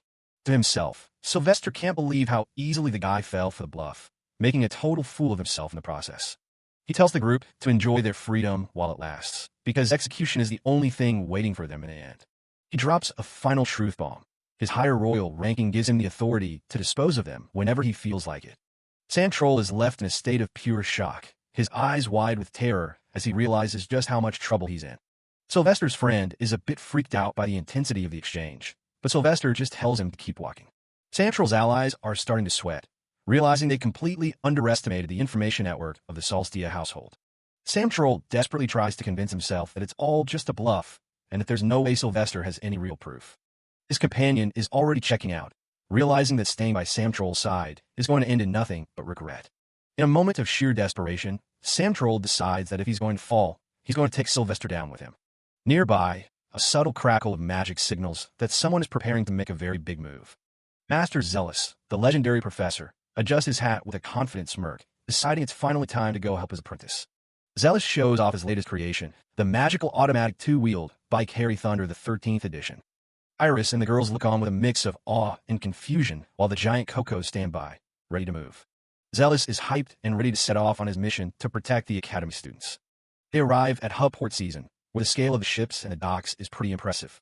Iris is already done for, literally crawling on the ground from a nasty case of seasickness. Rina is skeptical, asking if Zealous really plans to use that magic tool to travel all the way to their destination. He tells them to stay calm and starts summoning something else to help with the logistics. With a sudden bang, a massive trailer filled with cushions appears behind a bike. It's designed to be towed, meaning the giant chickens can actually ride along this time. They hit the road, and the initial speed actually has the group feeling pretty good. Zealous explains the tech, saying he got the idea for the motor while trying to build a centrifuge. Nearby, a couple of guys in a carriage are busy checking out the girls riding the trailer. One of them is complaining that if only Zealous wasn't there, they have a better view. Suddenly, the bike roars past them with a deafening blast, nearly knocking their horse off balance. The men are left in the dust, completely baffled by what just flew past their carriage. Zealous is in the zone, feeling great about how smoothly his hairy thunder is handling the road. He mentions he needs to register at the guild in Stilla to be officially accepted as an escort. Iris asks if he's registering with their guild, since she and the others are mercenaries too. Zealous admits he's heading towards Sedan City, but he's starting to get a bad feeling about their direction. He looks back and sees Jean and Rina clutching their mouths, looking green from the motion. Even the giant Cocos have completely lost their composure and look pale from the shaking. Iris points out that if they don't hurry to the guild reception, they won't be able to register in time. Zealous finally notices the forest is way too thick and the path is looking a bit too narrow. He starts sweating, wondering if he actually made a wrong turn somewhere back there. He shouts back to Iris, asking if there was a fork in the road that they might have missed. She confirms they passed one a long time ago, and Zealous realizes they're officially behind schedule. He tells everyone to hold on tight as he prepares to fix his mistake the fast way.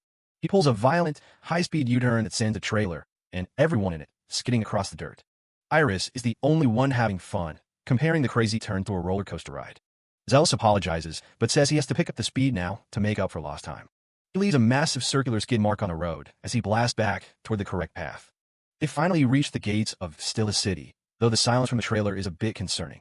As soon as they stop, Jean and Rina collapse out of the cart, looking like they've seen the afterlife. Zealous asks if it really shook that much, while Rina groans that humans weren't meant to ride in that thing. The Cocos are slumped over too, looking just as defeated by the high-speed travel as the girls.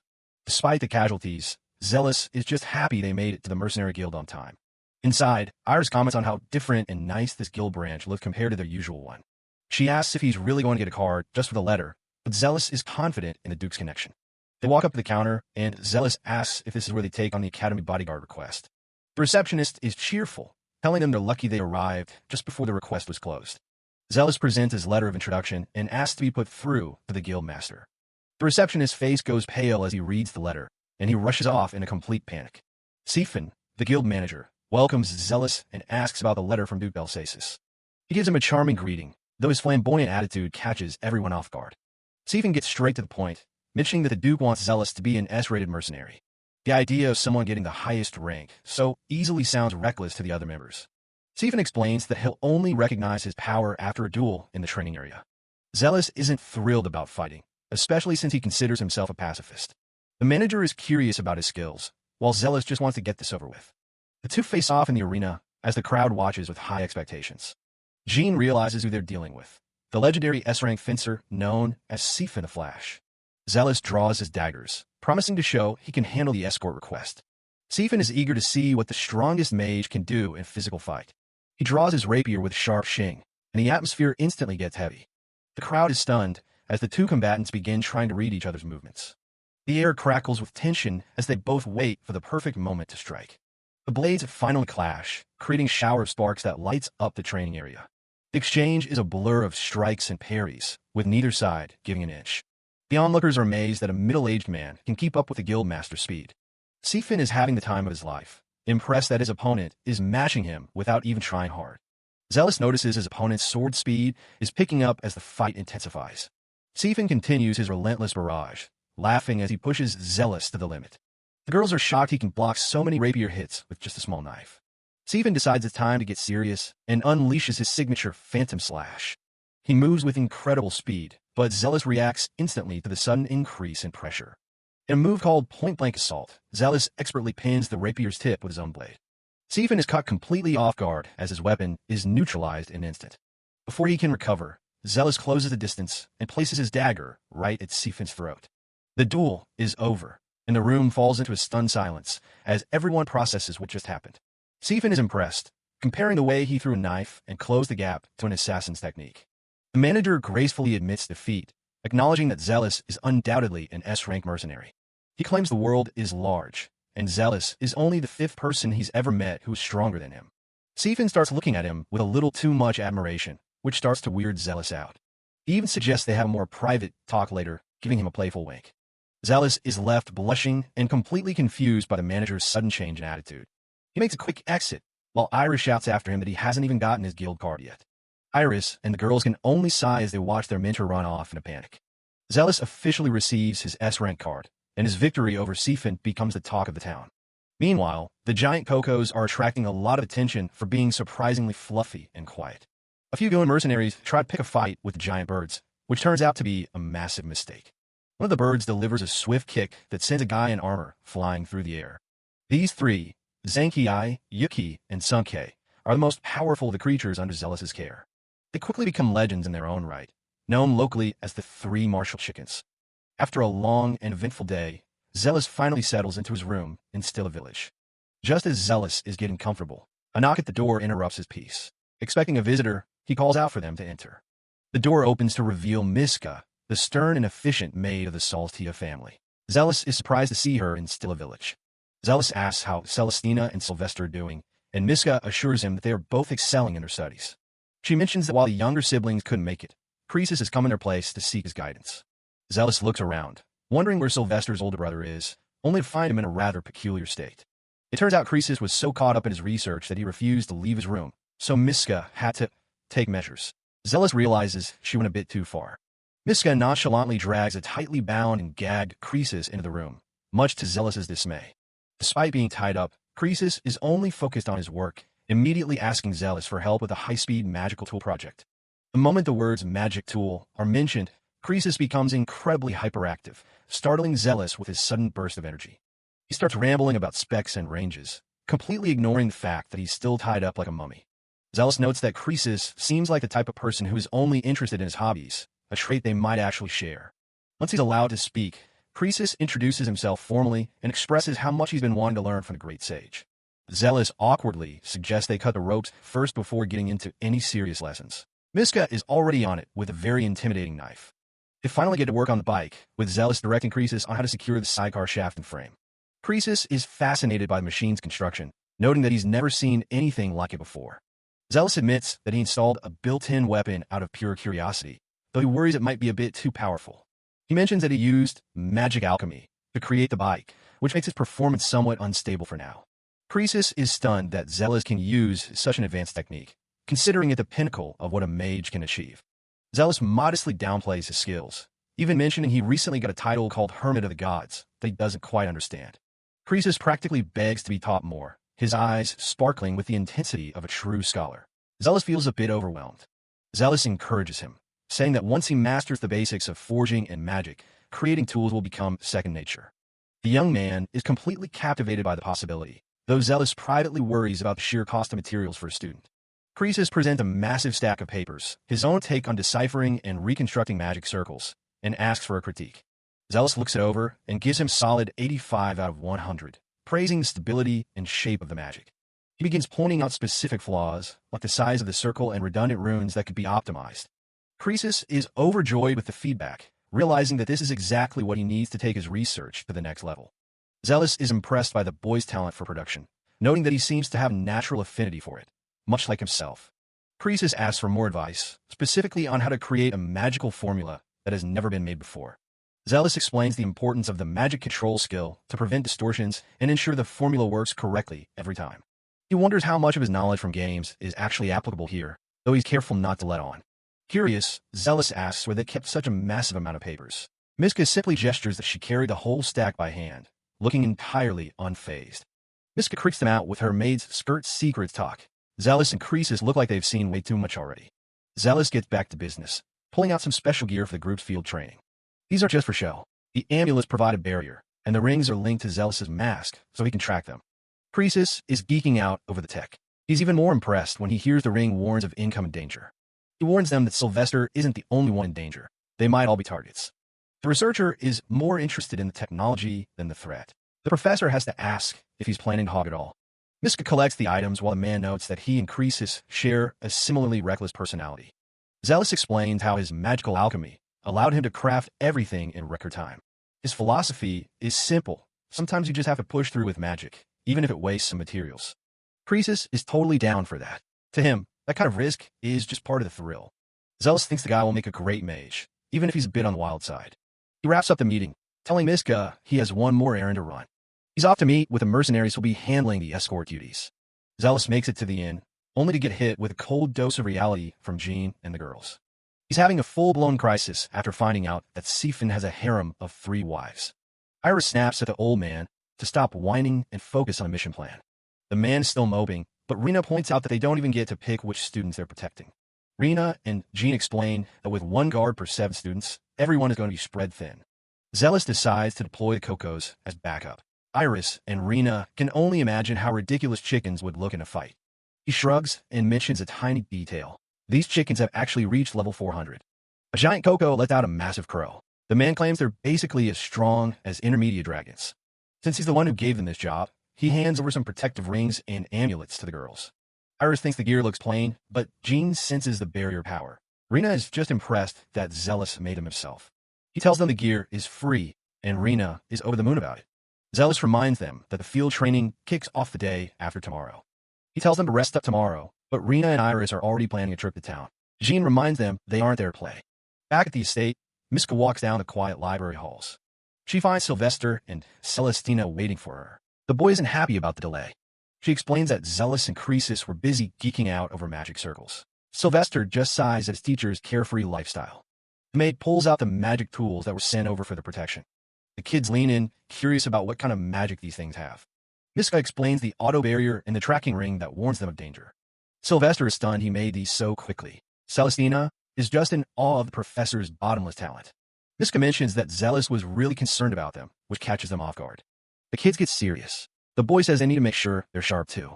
They talk about the trip. Even though they're in different carriages, Celestina is excited to see him on the road. Then the maid drops the bomb about him bringing chickens as a reserve force. She adds that they're supposedly very violent, leaving the kids totally baffled. Sylvester shakes it off. He tells Celestina they can't just rely on the tools. They have to fight their own battles. He warns her not to get sloppy, since she's a potential target too. She nods in agreement. He tells her to be ready for the big day coming up.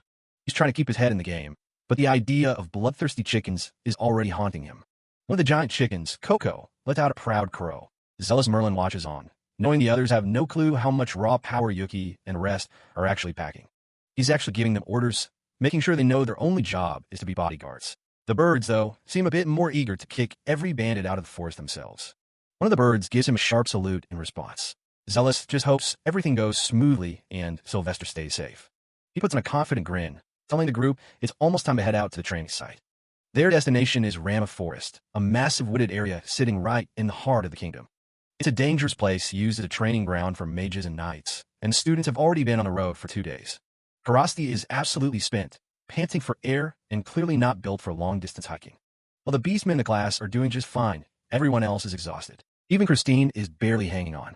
Celestina is one of the few who still looks energized. All that extra training she's been putting in is finally paying off. Suddenly, she points down the path. It looks like they aren't the only ones in the forest. It's the mercenaries. Jean, Iris, and Rena have already reached the campsite. Iris is complaining about how boring the job is since they haven't seen an orc yet. She spots the students and is shocked to see them arriving without a scratch on them. Celestina recognizes the mercenary with the twin tails. It's the same girl who was around when she and Sylvester were captured by bandits. The mercenaries remember her too. They realize she's the apprentice of the old man they're working with. Iris is thrilled she wasn't mistaken. She's genuinely glad to see a familiar face out here. The girl with twin tails introduces the rest of her team, explaining that they're actually part of the same escort mission as the professor. The students wonder where Zealous went, but Iris mentions she can sense a strong presence nearby. That's likely him. Suddenly, a massive thud shakes the ground. It's raining people. Bandits are literally falling out of the trees like ripe fruit. The girls look up in horror. The white devils are at it again. The Cocos have been systematically wiping out the local bandit population on their own. Further down the path, the rest of the class is still struggling. Dio is completely out of breath, and Sylvester tells him he can hitch a ride in the carriage if he can't make it. Sylvester is feeling the burn too, wondering what's taking the others so long. He looks up and sees a familiar face waiting in the shade. It's Zealous, but he's rocking a whole new look with a fedora and pipe. He asks if that's Sylvester. Sylvester is stunned to see him dressed like a rugged traveler. The man explains it's a request from Duke Delsasis to keep his identity on the down low. The boy can't believe his father would go to such lengths. Zealous adds that the new outfit is also meant to intimidate any would-be attackers. He gets serious, suspecting that Sam Troll is definitely mixed up in something dangerous and that they should expect skilled enemies soon. Sylvester asks how he managed to beat them to the side. The professor just points to his toy, the magic motorcycle. The boy is amazed, but the man just brushes it off as a simple tool for moving around. He mentions that Croesus spent the whole time asking him a million questions about it. He laughs it off, saying he needs to refine the design so it's actually safe to use. Then he asks if anyone else has been following them. Sylvester mentions the 3 mercenaries and the giant chickens that Misko warned him about. Zealous warns him not to take them lightly. Those Cocos are already over level 400 and could probably wipe out every mercenary in the area if they wanted to. Sylvester is losing it. He asks how a chicken could possibly be that strong. The master just says they've been training their fists every single day. That's not much of an explanation. Suddenly, a massive rumble and a boom echo from somewhere deep in the woods. Screams fill the air as bodies are sent flying through the canopy. Zealous calmly figures the Cocos must have found another group of bandits. He explains their kung fu style. They spin their wings with magical power, launching strikes that break the speed of sound. A massive whirlwind erupts, slamming a bandit into the ground with a sickening thud. The students can only watch in stunned silence. One guy is stuck headfirst in the dirt. Zealous notes that the chickens are actually getting better at holding back, which only makes Sylvester more terrified. The professor suspects the guy was hired by Sabivo, but he's quickly corrected. It's actually Sam Troll. He considers it lucky the Cocos found them first. He tells the group it's time to set up their tents, since this is a wartime exercise. Dio thinks his master is even crazier than he realized. Sylvester reminds the other students that mages are expected to serve in the military, so they better learn how to set up camp properly. The man gives him a cool tip of his hat and tells them he'll see them later. The students reach the designated campsite and start unloading their heavy gear. Celestina and the other girls are completely lost. They have all the parts, but they have absolutely no idea how to actually build a tent. Karasti is beyond frustrated, insisting it's absurd to expect them to build something they haven't been taught yet. Iris just watches them dawdle, wondering why they're making such a big deal out of it. Karasti then turns her anger on Iris, demanding to know why she's being so formal with Celestina while treating her like a commoner. She huffs that she's a noble too and can't accept such blatant favoritism in how they're addressed. Suddenly, a rustle in the trees catches their attention. Zealous Merlin steps out of the foliage, looking completely different in his rugged traveler gear. Celestina's face lights up instantly at the sight of him. He greets her warmly, saying it's been a while. Celestina is just relieved to see that he's doing well out in the wild. She's impressed by his new look, but he just sighs, explaining that the extra armor is strictly for the work ahead. He warns her that bandits are already swarming the forest. The other students, including Ulna, ask if this is the famous teacher they've heard so much about. Zealous introduces himself politely to the group. Karasti is absolutely starstruck. She screams in excitement, realizing this is the legendary mage she's been dying to meet in person. She introduces herself properly, and Zealous is glad to hear that Celestina has made some good friends at the academy. He explains that he'll be escorting them in his capacity as a mercenary. Celestina is still trying to process the fact that someone is actually targeting her brother, Sylvester. Zealous starts a mini-lecture on bloodline magic, theorizing that it's often more about pedigree than actual superiority. He thinks many mages just have a capacity too large for them to handle. Karasti and Celestina lean in, completely fascinated and eager to hear more about the secrets behind their world's magic. He explains that bloodline magic is shrouded in mystery and is likely the result of biological experimentation for an ancient civilization long ago. His theory is that it was a way to forcibly expand a human's ability to process complex magical formulas by connecting them to an external terminal. He believes these traits were then inherited and branched out into various families, resulting in humans with semi-permanent connections to certain magic formulas. He admits it's just a theory, but notes that history has always progressed by trying again and again until something works. He tells them that human progress is tied to the exploration of technology, driven by a passion that never stops thinking or working hard. Realizing they've spent enough time talking, he suggests they end the lecture there. He offers to help them set up their tents, to the girl's immense relief. As they get to work, the other girl notes that he doesn't seem nearly as scary as his aura initially suggested. Celestina is beaming, her respect for her professor reaching new heights after hearing his deep insights. With his expert help, the daunting task of setting up camp goes much smoother for everyone involved. Celestina watches him, silently vowing to keep pushing herself so that one day she can stand on the same level as her master. Zealous, meanwhile, is breaking sweat, thinking to himself that teaching a group of teenagers is a lot harder than it looks. Over at the mercenary campsite, things are a bit more professional as they prepare for the night ahead in the dangerous forest. Jean, Iris, and Rena are huddled together, reviewing the final guard deployment chart for all the students. Rena notices a major issue on the paper and calls over to the old man to let him know they have a problem. Zealous takes a look at the chart and realizes there's a student on his escort list that he doesn't even recognize. Jean and Iris have already claimed the younger siblings of Saul's Tia family. Rena, however, is sulking because her assignment is Croesus, who isn't her type at all. Zealous is troubled to find that no one is currently assigned to escort Sylvester. He suggests letting Yuki and the other Cocos handle it, though the others are skeptical. Despite the uncertainty of what the future holds, Zealous and Iris stand ready to face whatever the forest might throw at them tonight. Zealous explains that since there's no official escort available, he's leaving the student's safety in the hands of the Cocos. Sylvester and his teammate aren't exactly sold on the idea of having giant chickens for bodyguards. The birds loom over them as Zealous introduces his squad: Yuk, Sankey, and Sankei. He formally asks the chickens to watch over Sylvester, even though the senior apprentice title has the boy a bit confused. The giant birds respond with a deafening squawk as Zealous tells them they're free to bail if things get too dangerous. Zealous heads back to his assigned post, leaving the crew to handle their field training on their own. Deep within the Lamopho forest, the training exercise officially begins.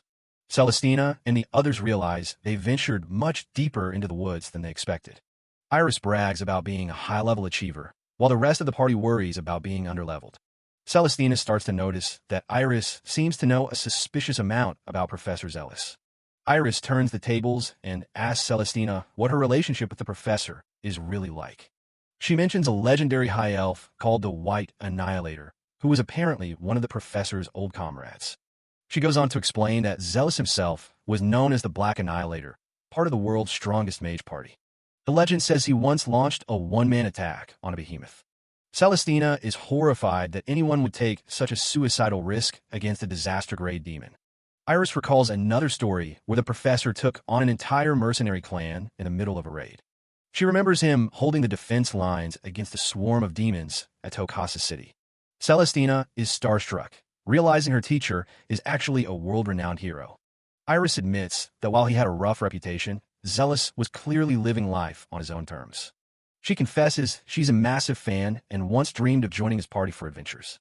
Celestina gushes about how he lectured them on the heavy responsibility of using powerful magic. Iris is genuinely shocked to hear that the wild mercenary she admires is actually doing a decent job as a tutor. The conversation is cut short when Olna catches the scent of a monster close by. Celestina gets her staff ready, determined to use this encounter to raise her level. Olna notices that despite her big words, Celestina's hands are visibly shaking. But out from the bushes pops a rabbit that looks way too cute to be a threat. The girls are immediately smitten by its fluffiness, though Olna's thinking about how good it would taste. Suddenly, the rabbit starts spinning like a buzzsaw and charges right at them. Iris realizes too late that this is a crusher rabbit, a vicious monster known as the Cute Devil.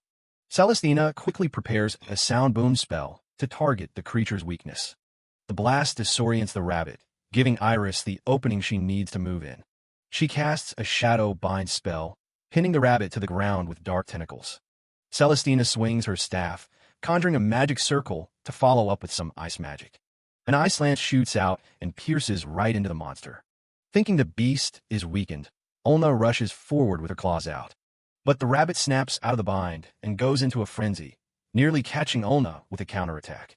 Before the rabbit can land a hit, Lilith jumps in and blocks the strike with her massive blade. Iris backs her up instantly, hitting the creature with a triple cast stun blitz. The lightning magic paralyzes the rabbit, leaving it completely wide open. Celestina charges in and slams her staff down with a final, heavy strike.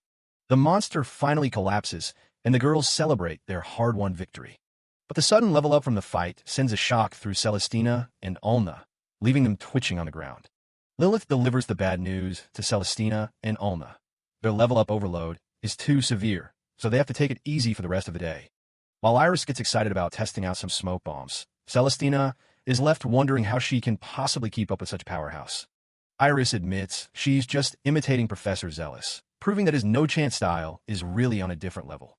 Celestina looks pretty frustrated, feeling like she's miles away from ever reaching her teacher's level of skill. Back at the student campground, Croesus is nearly passing out from dizziness while trying to cook up some materials. Sylvester spots Celestina and calls out to her just as a massive explosion goes off in the background. He asks if the rumors are true about them defeating a Crusher Rabbit, and Celestina credits their victory to the team's coordination. Iris mentions the mysterious mage who assisted her, leaving Sylvester to wonder if Zealous has any other high-level acquaintances she hasn't met. Sylvester strokes his chin, pondering what kind of hidden power another comrade of the professor might possess. Celestina excitedly recalls meeting him in the woods before asking if Sylvester has checked in with Zealous today. Sylvester notes that Zealous hasn't made it back to camp yet, leaving him suspicious of what the professor is actually up to. He imagines Zealous going absolutely feral in the woods and figures the junior students with him must be suffering through a special kind of hell. Speak of the devil, Zealous shows up with a smirk, greeting his apprentices like he didn't just traumatize a group of kids. Behind him, the juniors are face down in the dirt, completely spent from whatever training he just put them through. Zealous's expression turns serious as he warns that a raid isn't just possible. It's likely coming later today. He tells Sylvester that survival is the top priority. If anything goes wrong, he's to use the magic ring to signal for help. A dark shadow falls over Zealous's face as he declares that he doesn't plan on letting any of their enemies leave this forest alive. Celestina calls him out for looking like a straight-up villain, forcing him to try and fix his poker face. Zealous sighs, feeling his old Annihilator persona slipping out, but he quickly refocuses the students on the task at hand. Later, Sylvester leads his party deeper into the Lamafo forest, everyone staying on high alert. The pressure of the mission is getting to him, and he mutters about how much of a depressing day this is turning out to be. One of his teammates warns him to keep his head in the game, especially since they have no idea when their targets will strike.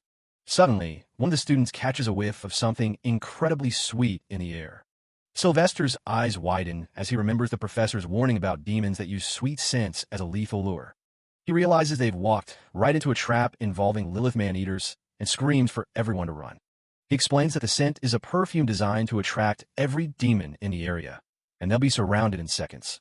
A static discharge hits Sylvester, and he falls to his knees, cursing Samtroll for setting them up. He collapses onto the forest floor, much to the horror of his companions. Sylvester yells at the others to save themselves while he stays behind to buy them some time. He clenches his fist in frustration, realizing too late that the barrier amulets aren't activating. A pair of cold, amber eyes look down at him through the trees. Before he can move, Anzu pins him to the ground, leaving Sylvester completely helpless. Meanwhile, the professor is having a crisis of his own. He's managed to get himself completely lost in the woods. He tries to stay calm, figuring Sylvester is fine since the signal ring hasn't gone off, but then a terrible thought hits him. He suddenly remembers that he forgot to mention one tiny detail. The amulets need to be manually infused with mana to work. Distracted by his surroundings, he discovers a massive vein of manadite ores and flare sapphires. The sight of all those rare materials is enough to make any mage lose their mind, and Zealous is no exception. He goes into a full-blown mining frenzy, laughing like a maniac as he gathers every crystal in sight. For a moment, he forgets all about the dangerous training mission and focuses entirely on the loot. He even considers picking up some gems as gifts before a loud ping from his magical monitor snaps him back to reality. Seeing that the assassins have already made their move, Zealous hops on his motorcycle and tears through the forest at full speed. Back at the trap, Anzu mockingly asks Sylvester how much longer he plans on being her plaything. Anzu pins Sylvester down, and he can't believe she's in the way of him getting a snack. Sylvester asks if Anzu is a ninja and why she doesn't attack, while Anzu admits she's conflicted because she doesn't want to kill. Sharamla, the assassin, steps forward, and when Sylvester asks who she is, she coldly replies that someone about to die doesn't need to know. Sylvester asks if they're the remnants of the organization his father destroyed, but Sharamla isn't in the mood to give him any answers. Sylvester explains that his father foresaw their move and has likely already eliminated their bosses, but Sharamla stays silent. Sylvester plans to take advantage of the situation while he still has magic, noting Sharamla's amateurish way of talking to her targets. Reinhard 13 is shocked to hear about the organization's destruction, wondering if that means he's finally free. Sylvester is confused by Reinhard XII's talk of freedom and points out his criminal slave collar, making the situation even more awkward. Sylvester assumes Reinhard 13 was caught trying to get a legal slave, and the poor guy is too embarrassed to admit it. Reinhard 13 yells for everyone to shut up, clearly not enjoying being the butt of the joke as a criminal slave. Enzu realizes she needs to restrain Sylvester or he'll escape, but he asks why she's hesitating to finish him off. Enzu explains that as a ninja, she's a specialist in gathering information rather than open combat, and Sylvester is frustrated she didn't say so earlier. Shirama grows impatient and decides to finish Sylvester off herself, while Anzu keeps him restrained. As Shirama attacks, a magical automatic barrier activates, protecting Sylvester and surprising the assassin. Sylvester realizes his master, Zealous, made the ring to protect both him and Anzu, and he calls out to him in gratitude. Sylvester confidently tells Shirama he's already sent the signal and that Zealous's best bodyguards will be arriving shortly. Shirama is annoyed by Sylvester's carefree attitude and continues her relentless assault on the barrier. Shirama's repeated strikes fail to break through the magical shield, and she grows increasingly frustrated. Shirama is furious that things aren't going according to plan, while Sylvester couldn't care less about her criminal schemes. Enzu mutters about the unaesthetic nature of killing people, and Sylvester is surprised by her difficult vocabulary. Reinhard 13 is fuming with jealousy that Sylvester is hitting on a girl right in front of him, and he points an accusing finger. The two men start bickering, while the women are left wondering what's wrong with them. Meanwhile, the giant chickens, Yuk and Sunkei, observe the scene and realize they can't get through the barrier. The chickens are worried their master will be angry at them if they don't find a way through the magical wall. They notice the barrier doesn't cover the sky and consider climbing a tall tree to find a way in. Excited by their plan, the chickens decide to join forces with their fellow brother and take action. Reinhard 13 prepares his brave saber attack, yelling for the normie Sylvester to die. Reinhard XII's sword strike is easily blocked by the barrier, and Sylvester is just tired of the constant fighting. Sylvester tells Anzu to get off him, but she stubbornly refuses to budge. Reinhard 13 is having his own internal meltdown, ranting about how normies should die while Sylvester looks exhausted. Sylvester insists he's not a normie, and Reinhard 13 grumbles about how his brother always gets all the ladies. Sylvester is shocked that anyone thinks he's popular, explaining that most women only approach him for his status as a duke's son. He passionately declares that all he wants is real love from a woman who genuinely cares about him. Reinhard 13 is moved by Sylvester's words and realizes they share the same heartfelt goal. Shirama is completely baffled by the sudden bonding between the two men and asks if they're betraying her. Reinhard 13 tells Shirama that she'll never understand the passionate sympathy between men, which clearly strikes a nerve. He accuses Shirama of only getting close to powerful and rich men like her boss, Mr. Garlantz, for her own gain. Shirama's face contorts with rage as she's insulted by Reinhard XII's words. The assassin is furious at being called such names by a damn brat and prepares to unleash her magic. Shirama uses a piece of spatial magic, and Sylvester is shocked to see the same technique his master uses being used against them. Shirama holds up a small horse statue, explaining it's the control unit for the servant collars. Sylvester and the others can only watch, completely caught off guard. She pumps magic into the device, her face twisting into a malicious grin as it starts to crackle with energy. The collar on Reinhard's neck suddenly erupts in high-voltage magic, sending him into a screaming fit of agony. Shirama doesn't care about the pain, calling him her dog as she continues the shock treatment. Sylvester tries to step in, but the lightning is already everywhere.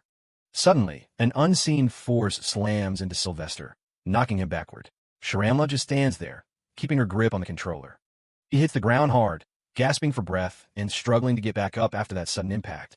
Shirama looks down at her arm, realizing she's been nicked. Sylvester notices she used a substitute doll trick to dodge a fatal blow.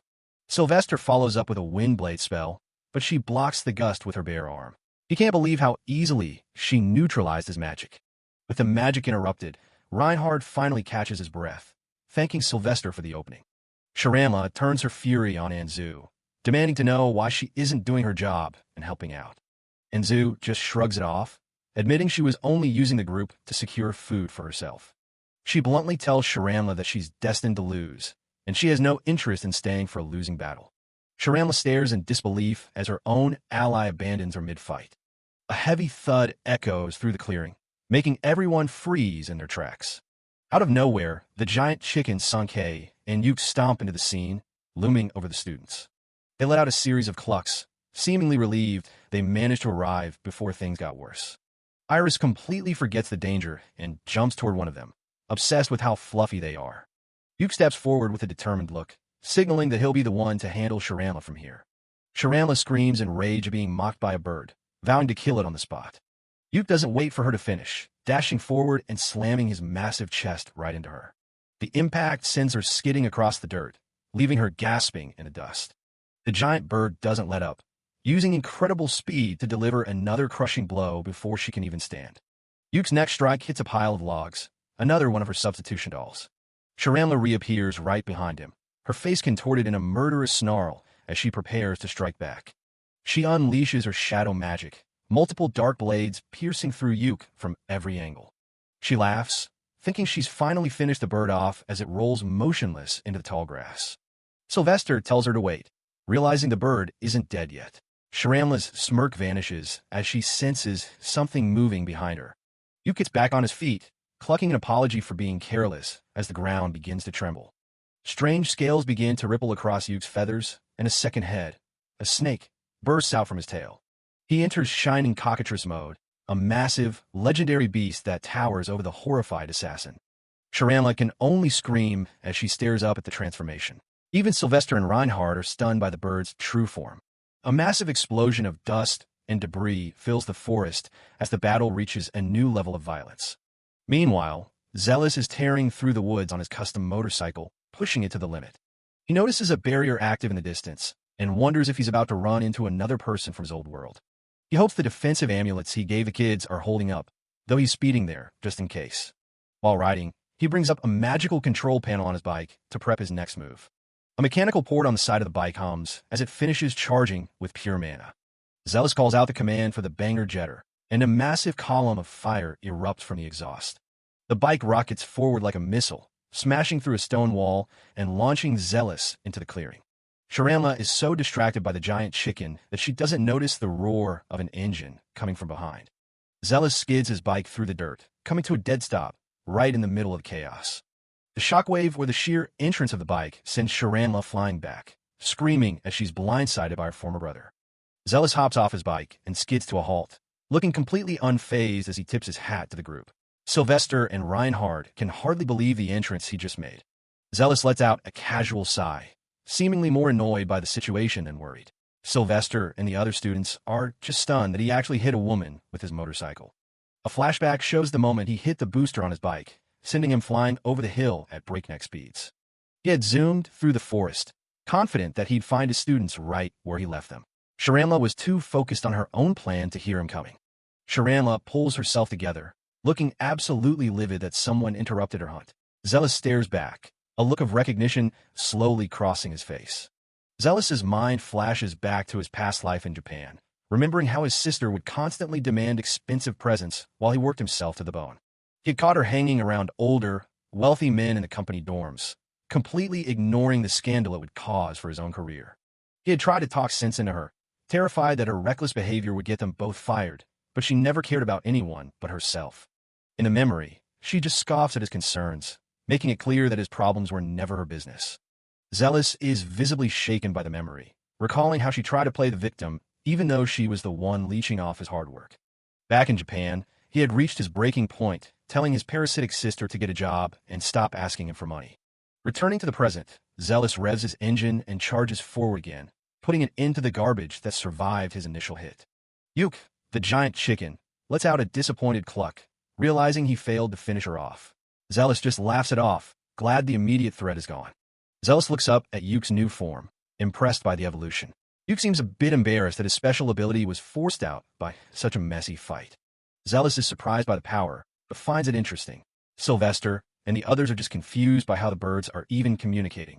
Zealous turns to the ninja, Anzu, recognizing her as one of the 6 people of the shadows. She seems equally shocked that the legendary Eradicator is standing right in front of her. He casually asks Reinhardt how life has been, while Anzu can't believe she's seeing Black himself in person. Reinhardt is clearly embarrassed by the new name he's using in this world, begging Zealous not to call him by it in front of the others.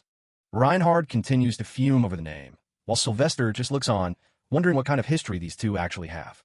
Zealous's expression turns serious as he looks back toward Sharamla, noting that his former self was a bit of an idiot for letting her get away with so much.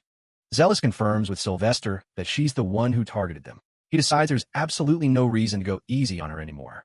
Sharamla screams in fury, pointing her finger at Zealous and accusing him of trying to kill her. She claims she only survived because of her substitution doll. The students are whispering among themselves, stunned by the revelation that the assassin is actually their teacher's sister.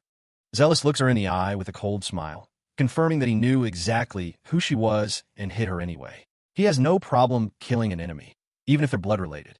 The students are absolutely floored. They can't believe their teacher has a relative, let alone one he's willing to execute on the spot. Zealous tells her that despite their blood connection, they're nothing but strangers now. He considers it his final duty to put his fallen sister out of her misery. Enzu and the others are quick to distance themselves, making it clear they don't want any part of this intense sibling rivalry. Sharamla smirks, showing off her rejuvenated appearance. She's actually much older than she looks, but she's used magic to maintain her beauty. Reinhardt is disgusted by the secret potion she must have used, while Sharamla is just impressed that he knows so much about her business. Zealous recognizes the drug as a failed creation from one of his old-world comrades, realizing that its dangerous effects are still circulating. Sharamla tries to appeal to their family bond one last time, but Zealous shuts it down immediately. He has no intention of helping her. Zealous declares himself an assassin killer, ending the conversation. He claps his hands together, signaling that the time for chatting is over and the real fight is about to start. He unleashes flame phalanx, multiple orbs of fire manifesting in the air around him. The ground trembles from the sheer weight of his magic. The orbs streak forward with a roar, catching Sharamla off guard as she struggles to brace for the incoming impact. The students watch from a safe distance, terrified by the raw power their teacher is displaying. Zealous moves on to his next spell, Gold Phalanx, creating pillars of solid stone. He dodges a series of counterattacks with ease, his eyes focused entirely on his target as he continues his magical assault. Sharamla blocks one of his strikes, her face contorted in shock. She can't believe her little brother is actually capable of this kind of violence. She trembles as she looks him in the eye, realizing that not even a tiny part of him intends to show her any mercy. Zealous's resolve is absolute. Zealous tells her to die gracefully as he prepares another strike. He's completely done with her games and her manipulation. He raises his staff and calls out Boltic Shine, a massive surge of lightning magic building up at the tip. He's going in for the kill. Sharamla realizes she's in a corner and starts fumbling for a backup plan, snapping a magical necklace around her neck. A blinding explosion of light erupts as she activates her secret tool, hoping it'll be enough to stop Zealous's lethal magic. Sharamla holds up her necklace, screaming about the necklace of the King of Spirits. Zealous looks genuinely surprised by the sudden countermeasure. Magic reflection, she yells, intending to turn his own lethal spell back on him. A colossal sphere of energy looms between them as the magic begins to warp. A deafening blast rocks the forest as the reflected magic detonates, kicking up a massive cloud of dust and debris that obscures everything. Sharamla stands her ground, panting from the effort but wearing a cruel smile. She turns her attention to the students, promising they'll pay for what their teacher's chickens did. Her triumph is short-lived. In a blur of motion, a blade erupts from her chest from behind. Zealous hasn't even broken a sweat as he reappears. "Hey, Chow, why are you alive?" she stammers, blood trickling from her mouth. Zealous's cold gaze is the last thing she sees over her shoulder. Zealous leans in close, his voice a low, dangerous rumble. He tells her it was simply her bad luck to show up in front of him. Sharamla's face begins to crack and peel like porcelain. She screams in frustration, lamenting the cost of the expensive substitution doll she's about to lose. With a heavy thud, the Sharamla she was using collapses into a heap of wooden parts. It was a demon doll all along, possessed by an external force. Zealous picks up a glowing fragment from the wreckage. He identifies it as a natural spirit crystal, a rare and powerful component used for high-level alchemy. He looks at the crystal, sensing the lingering presence of an evil spirit trapped within the core. It's a dark piece of magic that shouldn't be in these woods. Zealous stands in silence for a moment, the crystal in his hand serving as a grim reminder of the kind of trouble his sister is truly involved in. Sylvester cautiously approaches, asking if the threat is finally over. Zealous confirms it was just another body substitution and that her real body isn't anywhere near here. Zealous suggests they head back to the campsite, confident that nothing else dangerous is lurking in the woods for now. Sylvester asks what they should do about the mess. In the distance, Yuke stands amidst the cleared forest. Sylvester can't help but comment that Zealous might have gone a bit overboard with the amount of bloodlust he showed. The group begins the long trek back, their wagon rattling along the forest path as the tension of the battle finally begins to fade. Reinhardt is visibly exhausted, staggering forward and muttering about how glad he is to finally be leaving this campsite and heading back to the academy. Enzu and the other former assassins follow closely behind. Having betrayed their organization, They have nowhere else to go but with the man who bested them. Sylvester watches the old man lead his group of girls, feeling a strange mix of confusion and awe at the situation as he mumbles to himself. He reflects on the fight, still shaken by the fact that Zealous didn't hesitate for a single second to try and put an end to his own blood-related sister. A flashback reveals a younger, harsher Sylvester. He used to mock Celestina for her lack of magic talent, calling it a mistake to have her in the Salstia family. He had told her to hurry up and disappear, his arrogance as a talented member of the family blinding him to her obvious pain. Back in the present, Sylvester hangs his head in shame. The memories of his past cruelty are a heavy burden that he's only just starting to face. He asks Zealous if it's truly possible for siblings who share the same blood to try and kill each other, clearly thinking of his own rocky relationship with Celestina. Zealous explains that some people simply cannot understand each other, no matter the bond. He sees his sister as one of those unreachable people. Sylvester admits that he's done things Celestina would have every right to hate him for, things that cannot easily be erased or forgiven. Zealous stops him, saying it's wrong to compare a self-centered person like Sharamla to someone like Sylvester who is actually reflecting on his actions. He praises Sylvester for realizing his mistakes. It's an admirable first step toward starting over and doing something right. Sylvester recalls Celestina's determined expression when she faced her own inner thoughts, realizing how much he must have hurt her over the years. Zealous places a firm, reassuring hand on Sylvester's shoulder, a gesture of silent support from teacher to student that surprises the young man. Zealous reminds him that Celestina isn't weak. She's far stronger than Sylvester gives her credit for, especially in her heart. He explains that she's the kind of person who uses her own frustrations and weaknesses to rise above them. They've both witnessed that strength. I think you should believe in her more, Zealous says, his voice kind but firm. Sylvester looks up, a spark of real hope returning to his eyes. Sylvester laughs weakly, admitting he still feels guilty and sure that she still hates him, but the conversation has clearly eased his mind. Zealous tells him that admitting your weaknesses is a form of strength in itself, though he notes there are always exceptions to the rule.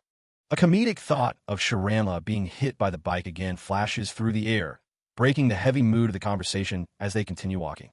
Sylvester resolves not to just sit around waiting for things to happen. He's ready to face his future and his family head on. Still a city, Zealous and Iris arrive at a massive building that's basically the capital's central hub for knowledge. Iris is blown away by the scale of the library. It's way bigger than anything she expected to see. Since they just finished their escort mission, Zealous wants to use the free time to research the actual history of this world. He's specifically interested in the origins of the world and the truth behind the so-called evil gods. According to the books, the current world order is based on the 4 divine religions that supposedly saved everyone. Legend says that 4 goddesses gave humanity sacred weapons and magic to seal away an evil entity that appeared out of nowhere. That victory led to the rise of the Métis Holy Law Divine Kingdom, which has been running things for over 2,500 years. Iris thinks it sounds like a classic legend, but Zealous is a bit more skeptical about the godly narrative. He finds a text admitting that the evil god's origins and reason for existing are still a complete mystery. It says the god nearly wiped out all civilization before being sealed, but Iris wonders how they even managed to win. Zealous finds a list of the legendary heroes who were summoned to help with the sealing. He's shocked to see the names aren't local. They're written in Japanese, confirming they were all pulled from Earth. He figures that since there are several names from Earth, they must have all been snatched from the same time and place. The book claims the goddess taught humans the art of summoning, but Zealous knows how complex tearing through space-time really is. He remembers the weird text he got when he first arrived. He's starting to seriously doubt the competence of this goddess. He imagines a bunch of mischievous fairies just playing games with people's lives. The whole system feels like a giant prank. Iris points out that the kingdom actually treats fairies as kindred spirits who are protected by the church. Zealous is glad he came. He's starting to see that the world's common sense is built on a pile of lies. He gets a dark look in his eyes. He's officially decided he doesn't like the idea of these goddesses running the show. He begins to wonder who those 4 really were and what that evil god actually represented. There's also the matter of the evil spirit currently sealed inside his own body that he needs to master. Iris calls him out for making such a terrifying face, so he quickly snaps out of it and apologizes. Nearby, Celestina is trying to focus on her studies, but she can't help being curious about what the professor is talking about.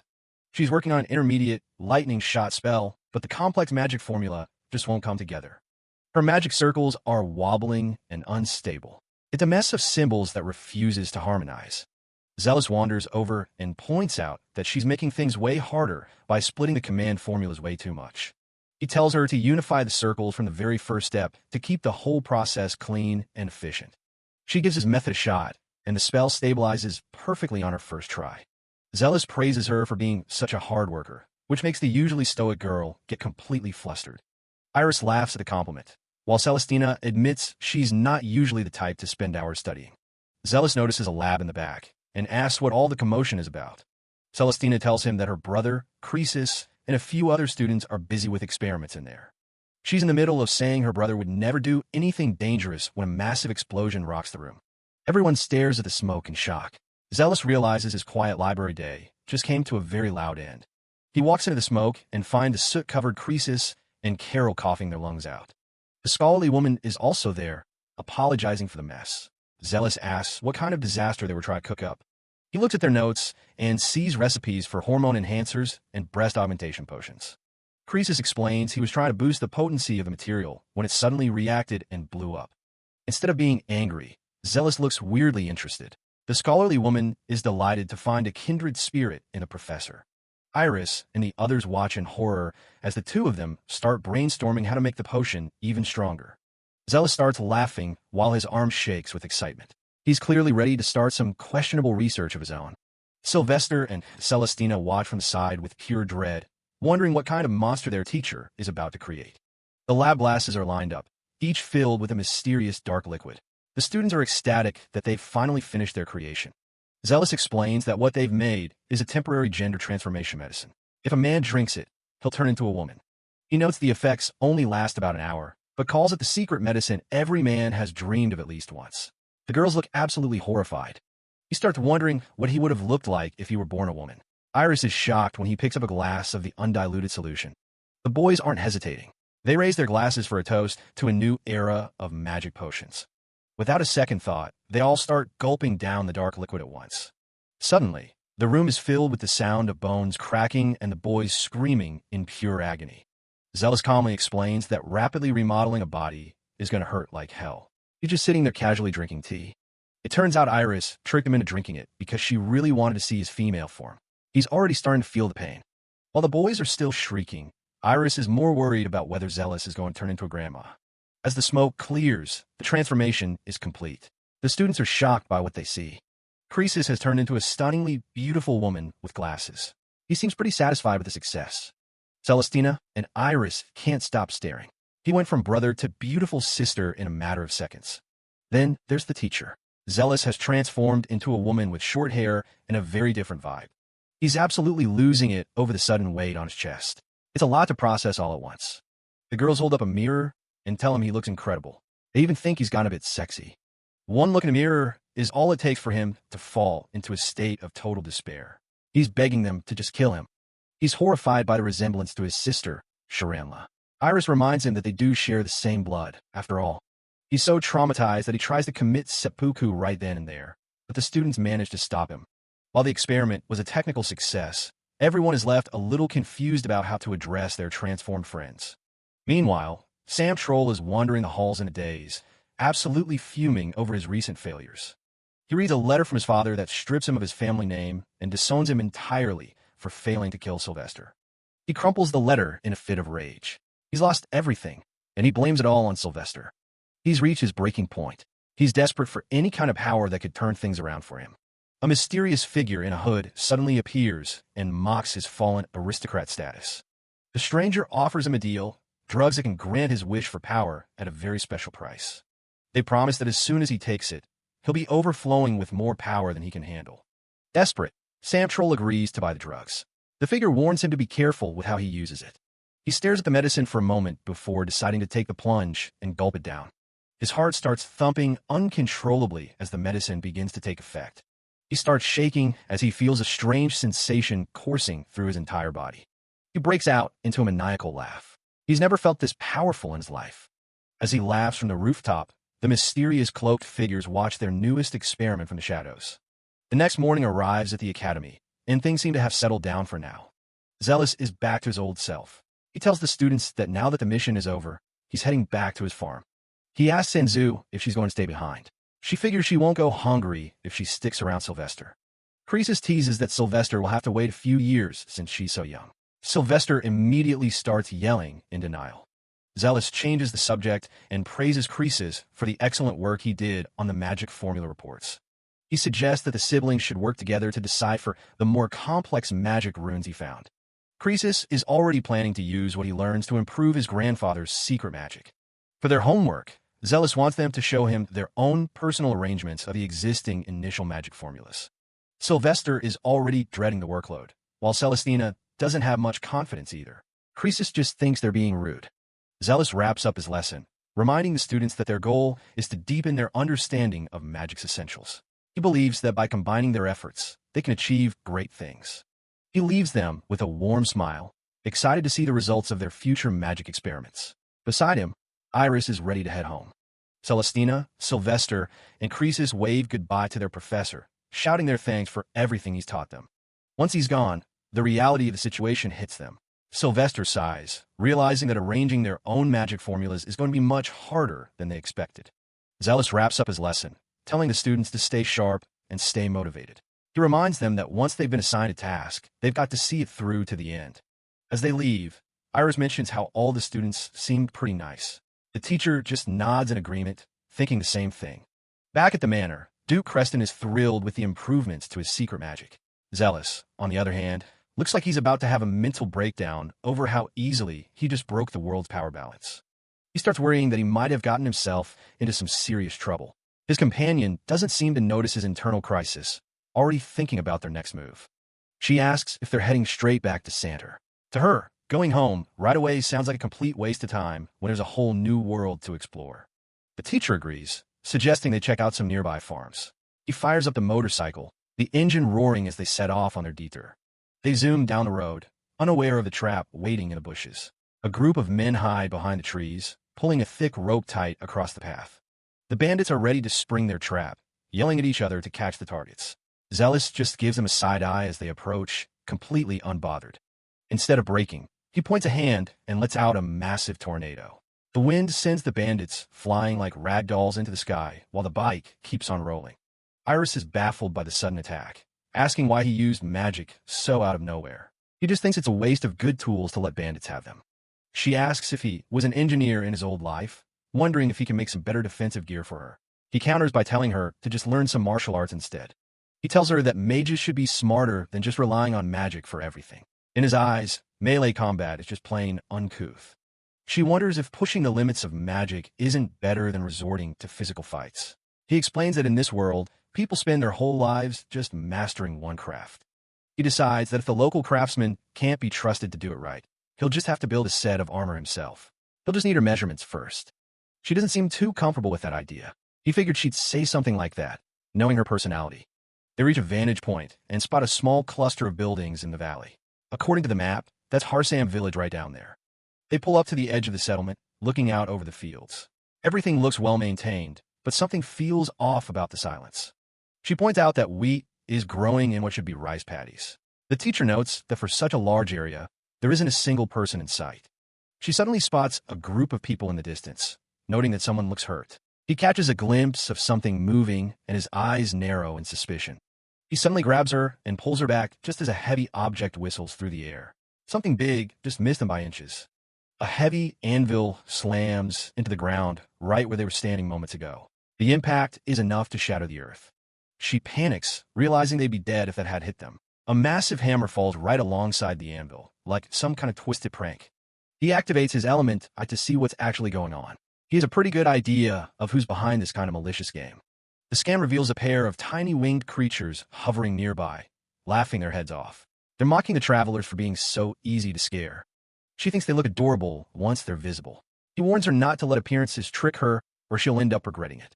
Another volley of farm tools comes flying at them out of nowhere. Pitchforks and hoes slice through the air, clearly meant to kill. He watches as the creatures continue their sadistic game. He's starting to realize that fairies in this world are a lot more vicious than the stories say. Tired of the games, he points a finger and prepares a special spell. It's a magic circle designed specifically for fairy annihilation. A beam of pure energy pierces through one of the creatures, vaporizing it instantly. The laughter stops as the other one realizes they've been spotted.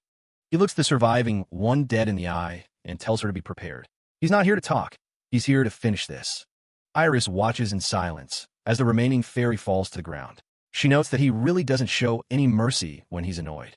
He turns his gaze toward the village, realizing the people here must have been victims for a while. This place is definitely more troublesome than it looks. She tries to stay positive, thinking they're in for hero's adventure. He just sighs, knowing this is going to be a lot more work than he wanted. They walk through the quiet streets, noting that the whole place has a strange smell. He explains that people are likely hiding from the winged pests. He tells her that fairies don't have a shred of morality or conscience. They do terrible things just for the fun of seeing people suffer. He mentions he's had his own rough encounters with them before. She listens as they approach a small crowd gathered near a building. A group of villagers are arguing with a young blonde priest in white robes. They're tired of the fairies killing their livestock and hurting their kids. A villager yells at the priest, pointing out how he's the only one who doesn't get attacked. The man just chalks it up to being a devout follower of the gods, which only makes the crowd angrier. The traveler steps in, asking what all the noise is about. One of the guys explains that they're asking the priest to persuade the fairies. He scoffs at the idea, calling it a total waste of time. The priest is immediately offended by the traveler's lack of respect for his faith. He ignores the priest's whining and looks at the invisible creatures hovering nearby. He speculates that they aren't attacking the man because of his faith, but for a much simpler reason. He thinks the fairies are just playing a game, recognizing the priest's robes as a sign to leave him alone. It's likely just a simple rule they follow for their own reasons. Zealous isn't quite sure why someone would make a contract like that, or for what purpose. He shrugs it off, telling the headman he wouldn't know the specifics. He's pretty blunt about the situation, noting that even if the priest could talk to the fairies, it would be a total waste of time. In his opinion, it's better to just wipe them out now to prevent any more trouble. The priest is horrified to hear that the teacher has already taken out 2 fairies in the village, claiming they're a pure race that needs to be respected. Zealous just gives him a cold stare, saying he was just returning the favor after they attacked him. The villagers aren't worried about morality. They just want to know how to kill the pests. The mage pulls a strange plant out of a magic circle, explaining it's a fairy eater that only targets the little monsters. The priest is blown away by the sight of items being pulled from thin air, immediately asking if Zealous is a legendary hero. He's even desperate enough to try and buy the seeds right then and there. The teacher isn't interested in being called something so trivial and shuts the idea down immediately. He has no intention of being a hero. He's just a guy doing a job. Their conversation is cut short when several villagers come running, shouting that something terrible has happened. The priest looks like he's about to have a heart attack. They bring in a young boy who's been brutally attacked by the fairies. Iris looks on in horror, while Zealous tells the priest to stop gawking and start healing. The priest quickly starts casting a light healing spell, praying for the boy's recovery. But despite the glowing magic, the kid is still struggling to breathe. Seeing the amateur work, the teacher steps in and tells the priest to move aside. He warns that a basic spell won't be enough to fix wounds this deep. He places a hand on the boy and unleashes a massive wave of sacred magic. The golden light fills the area as he announces himself as the hand that heals. The boy suddenly gasps for air and opens his eyes, completely restored. The priest is in total shock, having never seen someone use that much sacred magic at once. To the teacher, it was just a simple combo move, but he notes that his magic is way more powerful here than it ever was in the game. It's starting to feel like he's got a permanent cheat code active. The villagers are calling it a miracle, begging him to stay in their village for good. He politely declines, telling them he was just on his way home and didn't plan on moving in. He agrees to go talk to the village head, even though he knows this is just going to lead to more work. Iris is already excited, leading the way for the old man. As they walk, he activates his element eye and spots the invisible fairies hiding in the trees. They're giggling to themselves, actually disappointed that the boy survived. He listens in as they joke about how much fun it was to listen to the kid scream for his mother while they toyed with him. They're even bragging about how they wanted to pull out his organs next. Hearing their twisted plans sends a cold shiver of rage through him. His expression turns deadly serious as he locks onto their positions. Without warning, he points a finger and fires off a gamma ray spell. Iris barely has time to react as a beam of pure energy vaporizes one of the giggling monsters. The remaining fairies are thrown into a panic as their friend vanishes into thin air. He smirks at them, asking how it feels to finally be the one being hunted. One of them tries to act tough, threatening that their princess will make him pay for this. He just catches the name, realizing these pests have an actual leader and a home base. He doesn't give them a chance to escape, letting off another burst of energy that fries the rest of the group. The forest goes silent as the electricity clears. He turns back to his companion with a terrifying grin that makes her take a step back. He's decided that it's time to stop playing around and exterminate the whole lot of them. They head over to the village head's house to talk business and figure out where the main hive is located. Inside, the head of the village expresses his deepest thanks, having heard about the miracle heal. Zealous just shrugs it off like it was no big deal. The old man explains they're in a real bind and asks him to take out the fairies for good. The teacher agrees, but mostly because he wants to loot some materials from them. The village head is relieved to have a pro on the job, while Zealous admits he can't exactly look the other way when things are this bad. The headman calls for someone named Yui to bring their guests some tea. Zealous starts planning their next move, wondering where the fairy habitat could be hidden. A woman walks into the room, and the teacher nearly chokes when he sees her. She's wearing a modern tracksuit and is clearly pregnant, which is the last thing he expected to see here. He realizes she must be another person from Earth, but she didn't reincarnate like he did. She was brought here bodily, baby and all. He asks who she is, and the headman introduces her as Yui. She looks just as surprised to see a guy who looks like he belongs in a fantasy RPG. It turns out she just showed up 4 months ago with nowhere to go, which matches up perfectly with when a teacher arrived in this world. Iris realizes she's one of them too. To be absolutely sure, he decides to use a test that only someone from Japan would understand.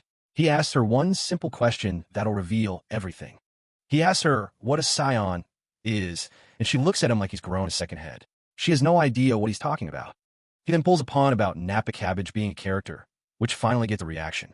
She calls him a weird old man for thinking vegetables are cute, confirming she's definitely from his world. He asks if she's heard of a player named Adu, the sub-leader of a high-ranking clan. Her eyes go wide as she recognizes the name of someone she knows very well. She asks how he knows him, and he explains they were in the same clan back in the game. She's relieved to find someone who knows her husband. She tells him a whole story of how they met in the game and were actually married in real life. She was already pregnant when a mysterious black fog swept her away and dumped her in this world alone. It's a tragic situation, being separated from her husband and left to raise a child in a dangerous fantasy land. She asks if he's seen Adu anywhere, her voice full of worry for her missing partner. He has to break the news that he hasn't seen him, but he tries to reassure her that a guy like Adu is probably doing just fine. In his head, he knows Adu was a top-tier player and wouldn't go down easy. He promises to pass on a message if he ever runs into him, giving her a bit of hope that they'll be reunited soon. He has a gut feeling their paths will cross again.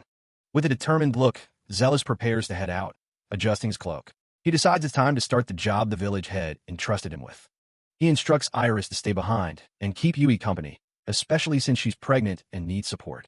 Despite the villagers' warnings about the fairies being more active and dangerous at night, Zealous remains unfazed. Waving a casual goodbye, the teacher tells them all to just wait for his return. He makes it clear that he's more than capable of handling himself if the little pests decide to attack. The locals watch his departing figure with a mix of anxiety and awe. While some worry about his safety, the young priest reassures them, noting the mysterious man's obvious power and his scholarly gray robes. To the priest, Zealous isn't just a wandering mage. He seems more like a legendary sage stepped right out of fable. He truly believes the teacher has a divine gift for finding the right path. As a fairy hovers in the shadows, the village's hopes rest entirely on the shoulders of the departing traveler. They can only pray for his victory and the end of their nightmare.